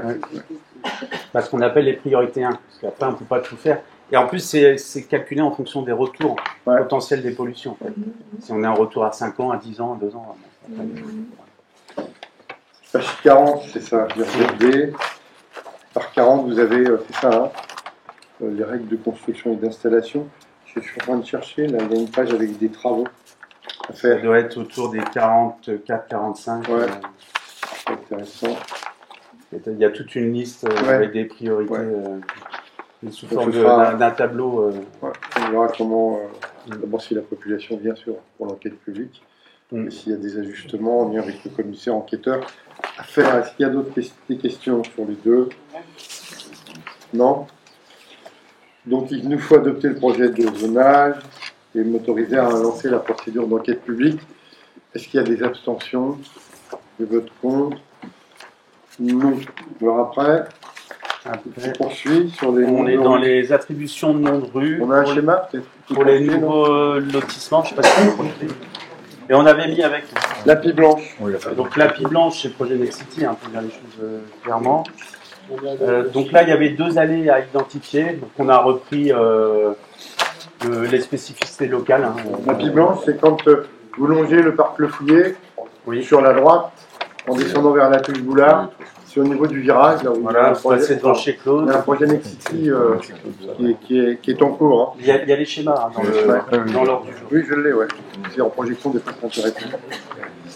Donc là, on est reparti sur le... Allez, de la fille blanche, c'est intéressant. Voilà. C'est original. Et verger, parce qu'il y avait des vergers. Voilà. Super simple. Ça vous va? On fait la même chose pour les veaux. Secteur 1 et 2. Alors les veaux, on en a souvent discuté. On avait trouvé un point d'atterrissage entre guillemets. C'était plutôt être sur des noms de personnalités. Bon, bah, Simone Veil, voilà. Je ne fais pas le dessin. Allez, Anne-Catherine, donc là, c'est une photographe qui était de la Boulay, qui était dans le cabinet sur Redon, qui est exposé aussi au niveau du centre à Rennes, là. Donc, il y avait 24 000 gravures, ça, je me suis rappelé. Donc, et tu en avais parlé, René, il me semble. Je me rappelle de ça. Et les gravures sont classées au niveau régional. Classées au niveau régional. C'est très important pour le plan témoignage. Exactement. Pierre Gombeau, c'est un ancien maire. C'est un ancien maire de 1892 à 1919. Ouais, celui qui a eu donc Jean-Luc, tu vois, t'aurais pu faire encore un. Mais ouais, et il était conservateur, je pense, si j'ai bien retenu. Alors, je comptais sur David, mais... c'est en Angleterre qu'on parle des conservateurs et des travaillistes. Oui, mais c'était pas dans le sens politique, hein, du terme. Je pense que c'était pas ça. Et Odorico, bah, pour les frères Odorico. Sauf que, moi je regarde, ici on parle de 4 rues, alors ça m'a échappé peut-être, alors que dans le schéma il y en a 6. Oui, mais il y en a qu'on avait déjà voté. Voilà. Il y avait déjà des... C'est déjà voté. C'est le même principe pour l'autre avant. Et Odorico, bah, les frères Odorico, évidemment. Et à Saint-Gurval, il y a... Et il y a la Poste à Couette. Et la Poste.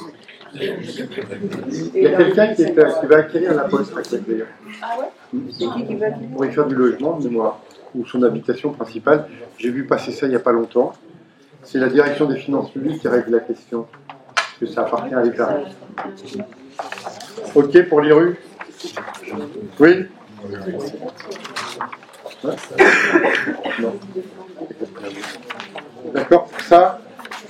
Alors après il y a des rapports intéressants. Annuels sur le prix et la qualité du service public et puis l'autre sur le RAD. Allons-y.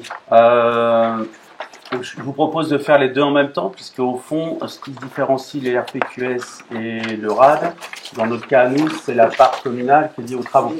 Donc, alors on est bien dans le sujet de l'assainissement. Tu as oublié le...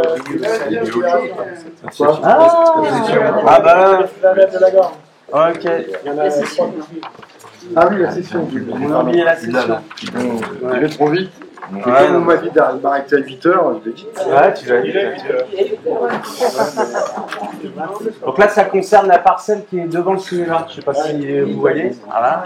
Donc c'était de pouvoir réajuster nos tarifs, parce que sur une demande de la communauté de communes en cas de besoin de cession ou besoin pour des vocations économiques. On réajuste le prix. On réajuste en tenant compte quand même que c'est pas viabilisé. Bon, voilà. Et donc le réajustement, la proposition est de 30 € TTC par mètre carré. Ça paraissait cohérent. Monsieur le maire. Tout à fait. Il n'y a pas de problème particulier. Qui est favorable, alors tout le monde. Ça marche. Pas d'abstention, pas de vote. Les deux rapports, du coup. Donc les deux rapports, donc ce que je disais, la différence, le RAD, c'est le rapport annuel du délégataire. Donc nous, comme c'est Veolia, notre délégataire, qui fait donc l'exploitation de la station d'épuration, des postes et des réseaux, et vient s'additionner là-dessus notre part à nous, la part communale, c'est les travaux qu'on a pu engager. Alors, ils ont un truc sympa, je ne sais pas si vous avez vu, mais tout a été mis sous forme d'un petit schéma. Donc c'est plutôt, c'est bien fait, puis c'est plutôt facile pour vous et puis pour moi aussi derrière et tout. Donc en gros, 100% de conformité au niveau de nos rejets. Donc ça c'est quand même une bonne chose. Station d'épuration de 6000 équivalents habitants. Alors, les équivalents habitants, c'est un calcul de pollution, c'est un ratio par rapport au carbone rejeté. Voilà. Mais voilà, à peu près 4189 habitants desservis. Ça fait plus de 2000 abonnés. Alors, on voit qu'avec les années, on a le nombre d'abonnés reste assez stable. Il y a même une petite évolution, on a dû gagner 10 ou 20 abonnés. Par contre, le nombre de populations desservies baisse un petit peu. Ça veut dire qu'en gros, chaque foyer, il y a moins d'habitants dedans. C'est très mathématique, mais je pense que c'est très commun au niveau de la France. Ne serait-ce qu'avec le vieillissement, les baisses des natalités, à un moment donné, ça a forcément des conséquences. Donc, ce que je disais, 2065 abonnés, 10 postes de relèvement et 46 km de réseau, soit gravitaire, soit nécessitant du relevage. Avec un prix moyen de 2,56 € du mètre cube TTC. Ça inclut évidemment la part communale, la part délégataire et l'ensemble des taxes qui ont pu être, qui sont mis en œuvre, que ce soit TVA ou les taxes de l'agence de l'eau. Et on est à peu près stable entre 2025 et 2024 sur ce prix unitaire. Pourquoi? C'est que pour le moment, l'agence de l'eau a changé ses modes de calcul. Et que pour le moment, ça nous est favorable. C'est-à-dire qu'ils considèrent que tous les systèmes d'assainissement sont au top. Et après, ils vont mettre des systèmes de pénalité en disant bah, finalement, vous n'êtes pas forcément au top. Et donc, du coup, on va venir mettre des pénalités. Et là, effectivement, on va peut-être se retrouver avec 5-10 centimes supplémentaires du mètre cube. Alors, ça sera évidemment pour les usagers. Hein. Voilà. Mais pour le moment, ils ont mis en place un système tellement complexe qu'il serait peut-être dans l'idée de encore reconduire ce système favorable pendant un an. Voilà, après, j'ai pas d'autres... Ah, si, on le voit toujours, on l'a dit tous les ans, c'est aussi l'élément du schéma directeur d'assainissement, c'est pourquoi on va faire des travaux également. Évidemment, on a un réseau qui n'est pas parfait, puisqu'on est en mètres cubes assujettis. Ce qui arrive au robinet, c'est 164 000 mètres cubes, et qu'on en rejette plus de 400 000 à la station. Donc, ça veut dire qu'entre l'après-robinet et la station, il y a un peu d'eau parasite qui arrive de ci, de là, n'est-ce pas, Olivier? Beaucoup. Tu veux dire beaucoup? Beaucoup, ouais. C'est comme ça. Bah oui. Ah ouais. Et puis, vous avez aussi dans le rapport les investissements qui ont été faits, donc à hauteur d'environ 52 000 € hors taxe, je ne repasse pas tous les détails, et tous les projets qu'il y a à venir et qui émanent du schéma directeur. Tout ça, c'est très cohérent. Voilà. Mais il y a quand même centaines de milliers d'euros à prévoir chaque année si on veut tenir à niveau notre système. Voilà, Jean-Louis. Ouais, simplement, c'est intéressant aussi, parce qu'on nous pose la question, ou on vous pose la question, dans le rapport annuel sur le prix, là, à la page 5, vous avez combien il y a de réseaux, combien il y a de, je crois que c'est 4159 personnes qui sont desservies, oui. Ouais, et vous avez le nombre des postes de relèvement, on nous pose des fois, tiens, c'est intéressant d'avoir ça en tête. Ouais, puis on a intégré un poste dans notre patrimoine qui devait être rattaché à la communauté, qui a intégré notre patrimoine. Ouais. C'est ça. Hein. Si. Avant c'était 9, maintenant c'est 10. Il s'agit pour ces 2 points d'une information dont on n'a pas à voter là-dessus. On considère que l'information, ouais. Vous avez eu l'information, sauf qu'il y a des questions à poser. Et sur le prix du service, ouais. La référence obligatoire, c'est une facture de 120 mètres cubes. Il y a une référence. Donc voilà, ça c'est, on est obligé de comparer tout ça dedans.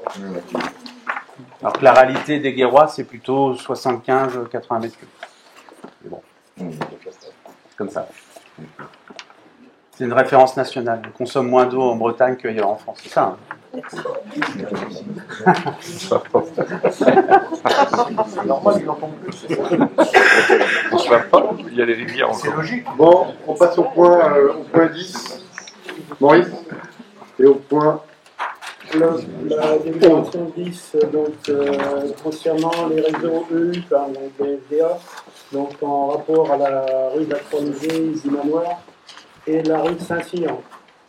Donc, vous savez comment la rue de la Croix-Musée, donc le réseau EU est en mauvais état, devra être changé bien sûr, et notamment la rue, les eaux pluviales sont également à refaire, même au niveau de dimension, et qui doivent se rejeter donc vers le lotissement qu'on parlera tout à l'heure, donc le lotissement sur la rue Rencontre.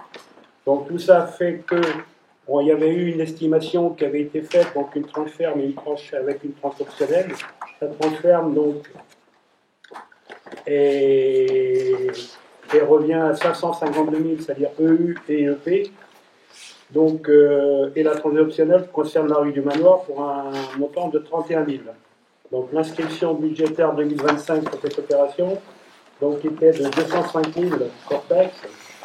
Donc ce qui fait qu'on ne couvre pas, et de toute manière, au jour d'aujourd'hui, on n'est pas prêt non plus à pouvoir réaliser les travaux, dans le sens qu'il faut qu'on traite également les réseaux d'eau pluviale vers le square Bandon. Donc il est proposé, donc, en parallèle, donc, afin de respecter les prescriptions du SDA, donc l'étude de réhabilitation et de renouvellement des réseaux EU sur la rue de Saint-Cyr, c'est-à-dire à partir de la rue d'Arvor et en allant jusqu'au poste de refoulement du Val-Coric. Donc l'avant-projet donc, sur la rue de Saint-Cyr faisait que les réseaux anciens dégradés et rue de Saint-Cyr pour un montant de 367 000 hors taxes et une tranche optionnelle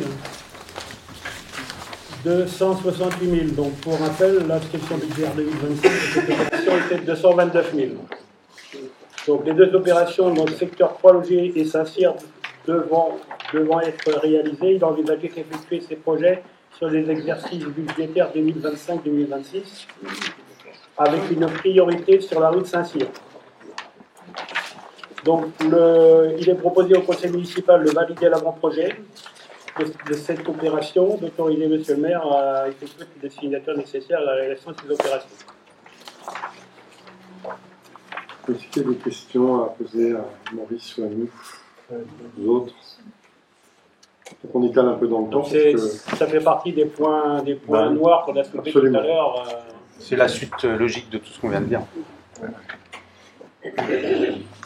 Ensuite, les avenants sur le complexe sportif. Dans la façon, on vote là-dessus qui est favorable. Prenez. Qui est favorable, abstention, votre Oui, favorable. D'accord, merci. Je ne rien de clair. Je ne dormais pas encore. J'ai rien dit. Ça va venir, mais pas tout de suite. Poursuivons alors sur le complexe. Concernant pour le complexe sportif, donc suite donc à la construction de la salle, donc on a eu quelques avenants donc à passer avec les entreprises. Donc, qui concerne le lot VRD, le lot bardage, le lot menuiserie extérieure, le lot cloison, plafond, chauffage, ventilation et électricité. Donc, vous avez sur le tableau donc, le montant initial du marché, le nouveau montant avec son avenant et le pourcentage rapporté. Donc, si bel et si bien qu'on a un montant d'avenant tout compris de 15 997,99. Donc, ce qui est minime par rapport au montant initial du marché, bien sûr. Donc, je rappelle que, bien sûr, il y aura toujours en fin de construction, à mon avis, un deuxième avenant, et on le verra, on le traitera dans un deuxième temps, peut-être la libération du mois de décembre, mais bon, pour l'instant, on en est là.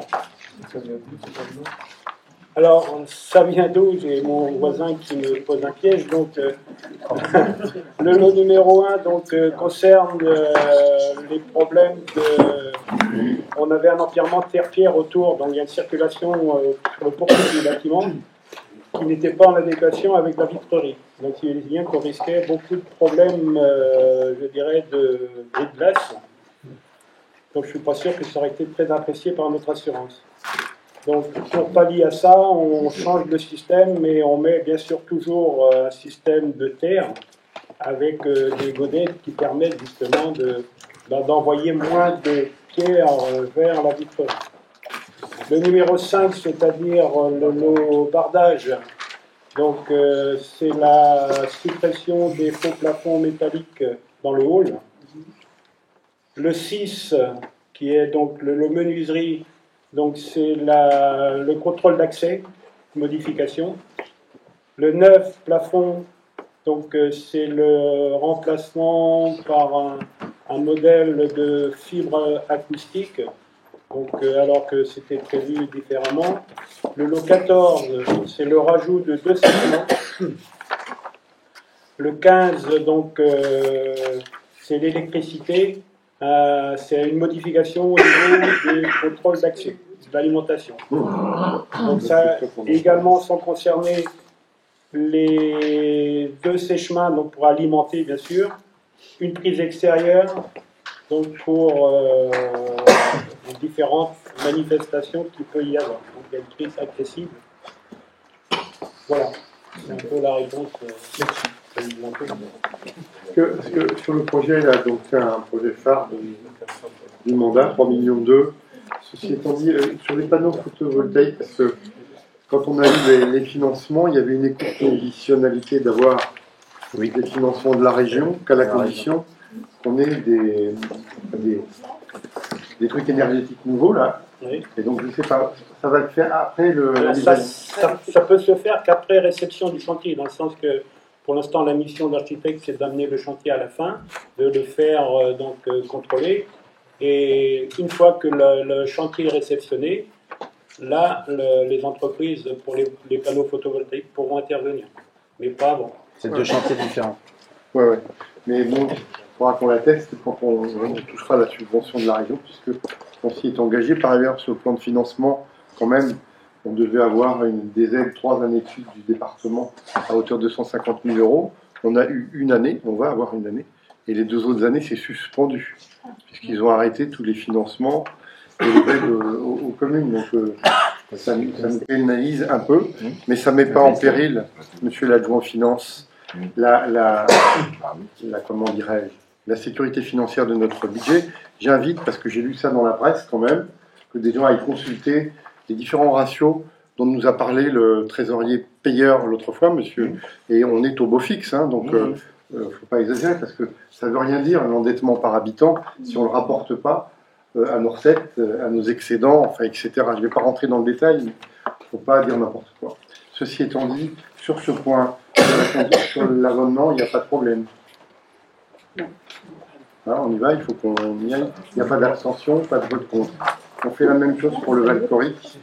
Donc le valcorique, pareil, avenant numéro 1, correspondant au terrassement varié. Donc lorsqu'on a fait le gros terrassement, on l'a fait à une période un petit peu pluvieuse, et qui a fait qu'on a été obligé d'enlever ce qu'on appelle le limon, qui est un peu de la terre végétale mais mélangée, et comme elle était très mouillée, donc l'entreprise a été dans l'obligation de l'enlever.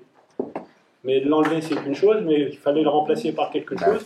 Au départ, on nous avait annoncé un avenant qui pouvait, disons, arriver aux environs de 90 à 100 000 euros, parce qu'il fallait amener de la pierre ou du remblai de l'extérieur. Donc on s'est débrouillé avec le DSTU également, et puis la maîtrise d'œuvre, pour justement pouvoir le récupérer sur place. En fin de compte, on n'a pas triché, puisque c'est quelque chose qui ne se voit plus, parce qu'elle a été remblayée, ça a été remblayé avec de la terre végétale une partie, donc ça ne posait aucun souci. C'était une solution qui permettait de récupérer de la terre sur place. Donc l'avantage, c'est de 90 à 100 000, on est passé à 16 536 d'avenants. Voilà, c'est un peu le... Mais on ne pouvait pas faire autrement, ou alors on arrêtait le chantier et on partait sur une période un peu plus sèche. Donc c'est le but de l'avenant numéro 1. Là c'est pareil, il y aura encore, on y travaille sur le raccordement sur la future départementale, puisque là pour l'instant on aurait besoin également des services de du département pour pouvoir nous donner des idées, parce qu'il faut qu'on raccorde. Il faut qu'on raccorde également, autant c'est clair sur la circulation des poids lourds et sur les voitures, mais là où c'est pas clair, c'est la circulation des piétons et vélos. Donc il faut qu'on mette tout ça noir sur blanc pour qu'on puisse raccorder. Mais pour ça c'est indépendant. Et aussi on aura peut-être aussi un avenant sur la signalisation, puisqu'il y a une partie qui est prise en charge par le département, mais tout n'est pas pris en charge, donc on aura bien sûr... Mais là c'est pareil, on verra ça à la fin du chantier, qui est prévu normalement, si l'hiver se passe bien, aux alentours de janvier-février. Et on vous sera autant rappeler sur la voie verte. Pardon? Hein? Ah, ça c'est bas, ça. On ira en récupérer discrètement. Donc là, même chose. Donc, la voie noire.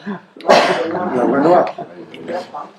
J'ai eu ça dans le compte-rendu de l'Assemblée Générale du Patrimoine, Nature et Patrimoine. Ça figurait. Non? Oui, voie noire, ouais. Donc même chose, monsieur le maire. D'accord. Donc de toute façon, on a largement baissé les suppléments, donc, et on n'a pas le choix. Donc est-ce qu'il y a des oppositions, des abstentions? Donc là, on vient de racheter, la communauté de communes a délibéré la semaine dernière sur le rachat du bois de Guignou. On a fait une proposition, j'ai écrit au groupement Super U, d'une part et à notre notaire pour qu'il mette ça en branle, donc à un prix de 455 000 euros. Mais il faut l'estimation des domaines, on en a une en 2021. Et ça, on a eu des remarques de la préfecture aussi, il faut l'actualiser. On va l'actualiser, donc on va voir ce que ça donne. Ça fait 4 hectares en plus, je ne sais pas ce que le département fera du foncier correspondant à la maison qui a été abattue, là, déconstruite, et ce que ça donnera dans le futur. À quelle destination? Je ne sais pas. Il faut qu'on en discute une fois que ça va être vendu. Ce sera la communauté de communes qui sera un peu l'interlocuteur par rapport à des investisseurs potentiels, et il y en a. Mais économique, on ne peut pas en parler. C'est la destination économique. Ouais. C'était ça ta question? Ouais, Ah oui, la destination économique. Elle est classée en A8. Et tout à l'heure, on l'avait mise dans l'hypothèse première sur le SCOT en 2 à 8, c'est-à-dire en deuxième niveau. Parce que c'était pas la propriété, ça ne l'est pas encore, mais ça va l'être. Et donc on est remonté d'un cran. Et du coup, ça intègre 4 hectares de plus consommés par rapport à ce que j'ai dit tout à l'heure. On est passé de 7 à 11. Mais bon, là, c'est quand même stratégiquement quelque chose de bien placé. Donc, j'ai mis au revoir, c'est OK, hein, sur la déviation du Val-Corée. Sur le lotissement communal, rue Rencontre. Donc, lotissement de la rue Rencontre, donc là, ça se situe entre la voie verte et la rue Rencontre, pour ceux qui connaissent. Juste après la dernière maison sur la gauche montant, direction nord de Bretagne. Donc, le principe étant donc, de créer un lotissement communal sur ce terrain, à condition qu'on ait des études, bien sûr, notamment des zones humides, qui ne s'étendent pas trop, parce que sinon ça poserait un problème. On a dit que ça serait un petit peu même gênant. Donc le principe étant de retenir un maître d'œuvre. Donc c'est une mission complète, que donc vous avez une mission d'architecte, vous avez une mission géomètre, mission VRD, hein, qui permet de prendre le chantier au jour d'aujourd'hui et de l'emmener jusqu'à la fin, jusqu'à la validation du lotissement. Donc voilà. Donc la mission c'est l'entreprise TECAM de Fougères qui a répondu, et pour une mission complète de 47 100 euros, qui concerne bien sûr le lotissement de la rue Rencontre. Donc tout en, pour l'instant, la pointe qui se situe à la Doue, pour l'instant, n'est pas comprise dans le prix. On est bien d'accord. On n'a encore rien vendu, parce que c'est pas officiel. Ceci étant dit, moi j'ai eu le téléphone du directeur de TECAM, il ne m'a pas rappelé, mais je lui ai laissé un message. Et l'idée que nous avons, en ayant discuté, hein, c'est qu'il y a une partie de terrain qui nous appartient, tout nous appartient à la commune, et vous avez une voie piétonne au milieu là-bas.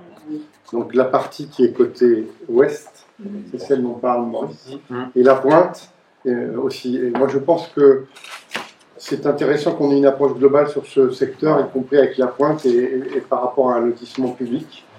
Et donc je pense que ça ne posera pas de problème, d'autant que de l'autre côté de la route, alors comment expliquer, l'allée des Tulias, il y a un autre terrain qu'il faudra peut-être que vous achetiez dans le futur, et ça pourrait être transféré à TECAM s'il va avoir la Viabilis, pardon, qui était sur la pointe normalement, il y avait là, je me répète.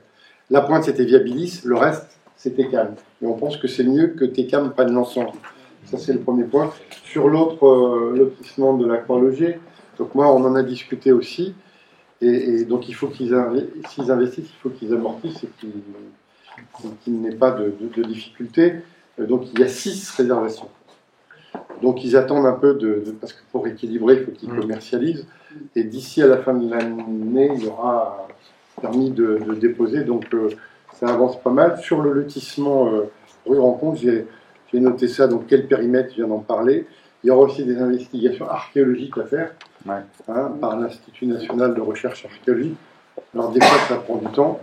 Si on le fait par anticipation, on paye. Si on attend, le moment où il faut le faire, c'est gratuit.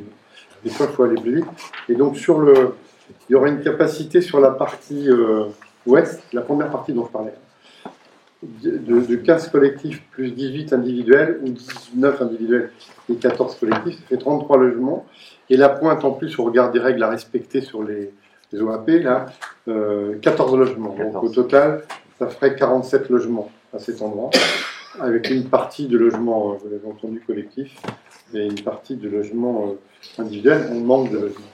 Donc il faut vraiment que nous avancions là-dessus. Après, il y a la problématique de la zone humide, du bassin de rétention qui nous prend un peu d'espace.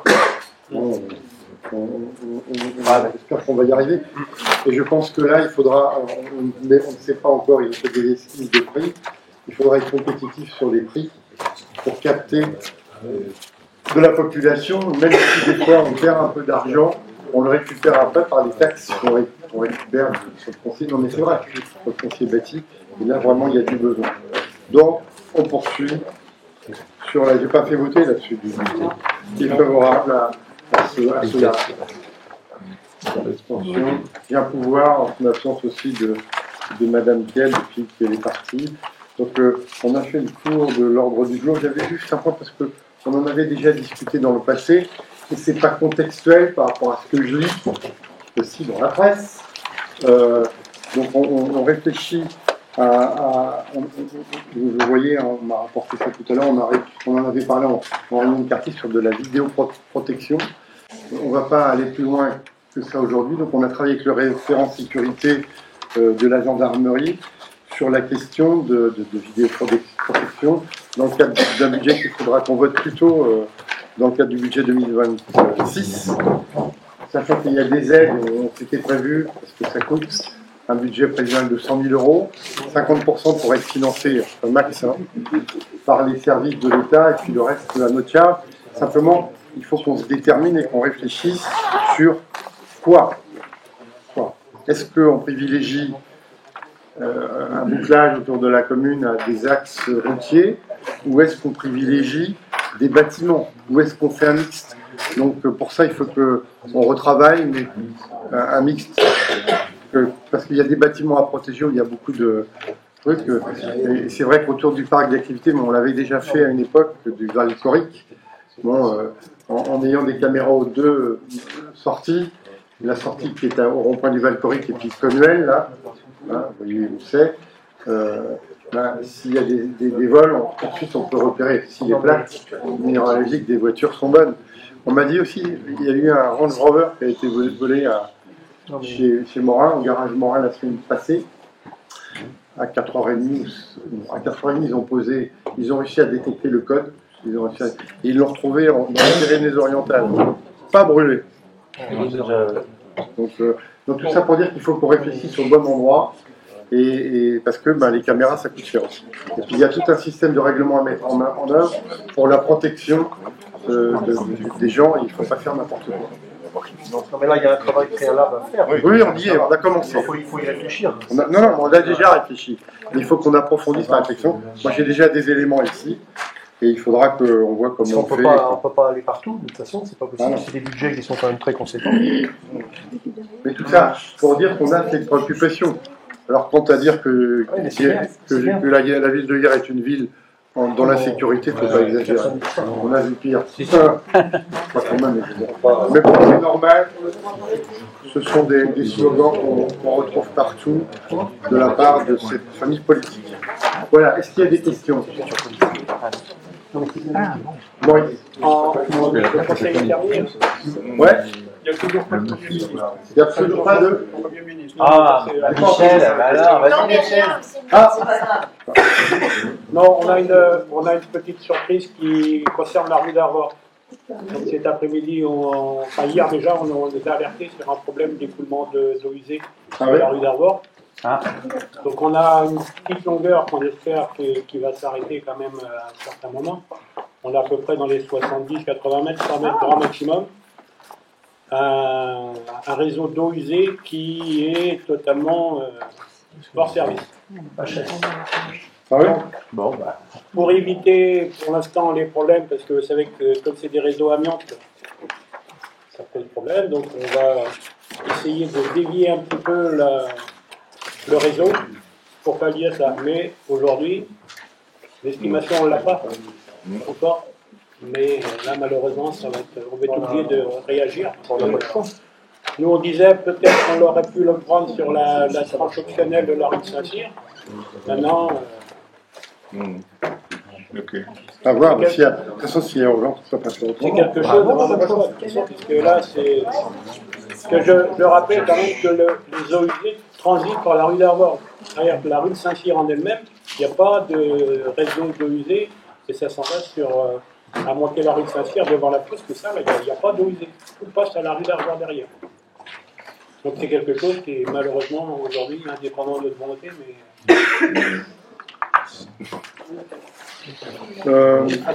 Juste un point, donc c'est la semaine de la science. D'ailleurs, il y avait un film ce soir, R, là, qui était diffusé, mais c'était compliqué, on ne savait pas à l'époque que ça allait être ce soir. Il y a aussi une conférence sur l'intelligence artificielle dimanche, avec un paléontologue, là, M. Pic, et des représentants des écoles militaires. C'est à 16h, au centre culturel le Belvédère. Et je regarde demain, il y a des animations aussi au centre culturel le Belvédère à 10h. Il y a, voilà, c'est ce que je vois pour l'instant. Demain, c'est le congrès des maires aussi départemental à Sarzeau, auquel moi je vais me rendre. Il y a un match de foot. Il y a un match de foot en Coupe de France. C'est quoi contre qui déjà? Ginglin, c'est son. C'est son. Ginglin, c'est la banlieue de Saint-Brieuc. Et qui est quand? En R1, dimanche à 15h. Là, j'ai eu une invitation. Je vais voir comment je vais pouvoir Ce soir, il y a du basket. faire.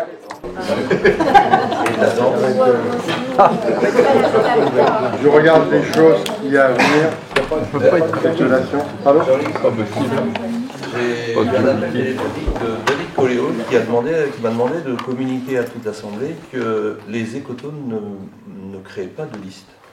Ah bon? Que les écotones n'étaient que 2 personnes et que ces 2 personnes ne souhaitaient pas et ils souhaitaient que ce soit communiqué parce qu'ils avaient entendu. Non mais les écotones, ils auraient été dans une liste. Mais ce sont des individus dans les listes. Oui, donc les 2 individus d'écotones, les 2 personnes ne seront dans aucune liste. Chacun fait signe. Voilà, donc on m'a demandé de passer le message. Ah oui, il y a eu des... c'est les confusions des noms. Ouais. Des raccourcis. D'accord. Voilà, le message est passé. Et on m'a dit aussi que le bar de la place serait vendu. Que du coup, c'est pas du tout des exigeants, mais que du coup il ouvrira le samedi et le dimanche. Oui. Il chante. Et il ouvrira probablement tout le matin. Et il ouvrira les samedis. Le dimanche matin, mais le samedi et le dimanche matin. Oui, C'est quelqu'un qui a envie de travailler. Non, c'est pas dire ça. Il y a des gens ont des contraintes personnelles qui font que des fois ils ne peuvent pas faire comme ils veulent. Moi je me mets à la place des commerçants. Des fois c'est difficile. La vie évolue. Je respecte ça. C'est vrai que moi j'étais triste des fois de voir peu d'animation ici sur la place.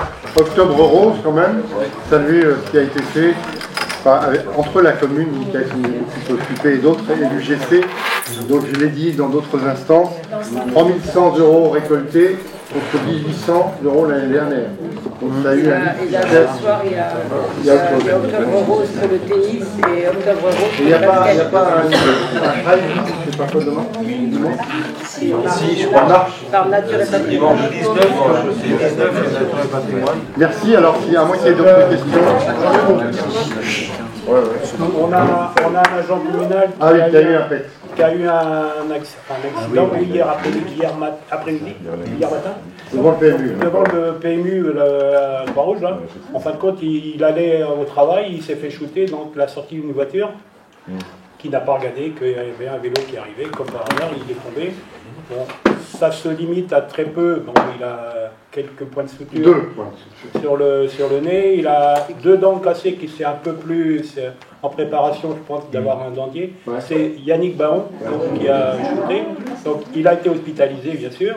Et là, il est rentré dans hier soir, mais bon, après... Ça va, moi je l'ai eu au téléphone tout à l'heure. Il a appelé cet après-midi parce que j'étais pas là, un jour et demi. Et il va bien.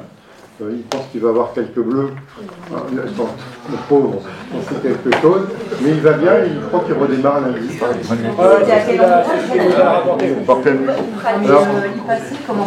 je sais pas, il a traversé pour rejoindre la piste cyclable. Ah, ok, à ce niveau-là, c'est dangereux. Il a fait ça comme ça. La voiture sortait du parking du PMU. Qui sortait du bar. C'est quelqu'un qui sortait du parking. Autrement, vous allez voir dans les réseaux, parce que ça passe, il y a eu une altercation avec un des policiers municipaux à la sortie de l'école tout à l'heure. Il a voulu verbaliser quelqu'un parce qu'il avait un matériel roulant qui n'était pas aux normes, enfin autorisé. Il l'avait déjà prévenu ce matin et ils s'en sont venus presque aux mains. Et donc il y a eu un constat parce que les gendarmes sont intervenus. C'est quelqu'un qui est là depuis, il m'a dit, depuis 8 jours. Je ne me rappelle plus de son nom, puis je ne vais pas le dire publiquement, mais qui habitait avant Augan. Et donc il va faire un rapport, il va porter plainte, et moi je vais porter plainte aussi au nom de l'institution, parce que c'est inacceptable. Donc il va bien. Il a juste une petite égratignure au coude là. C'est Aurélien, ouais. Voilà. Bon,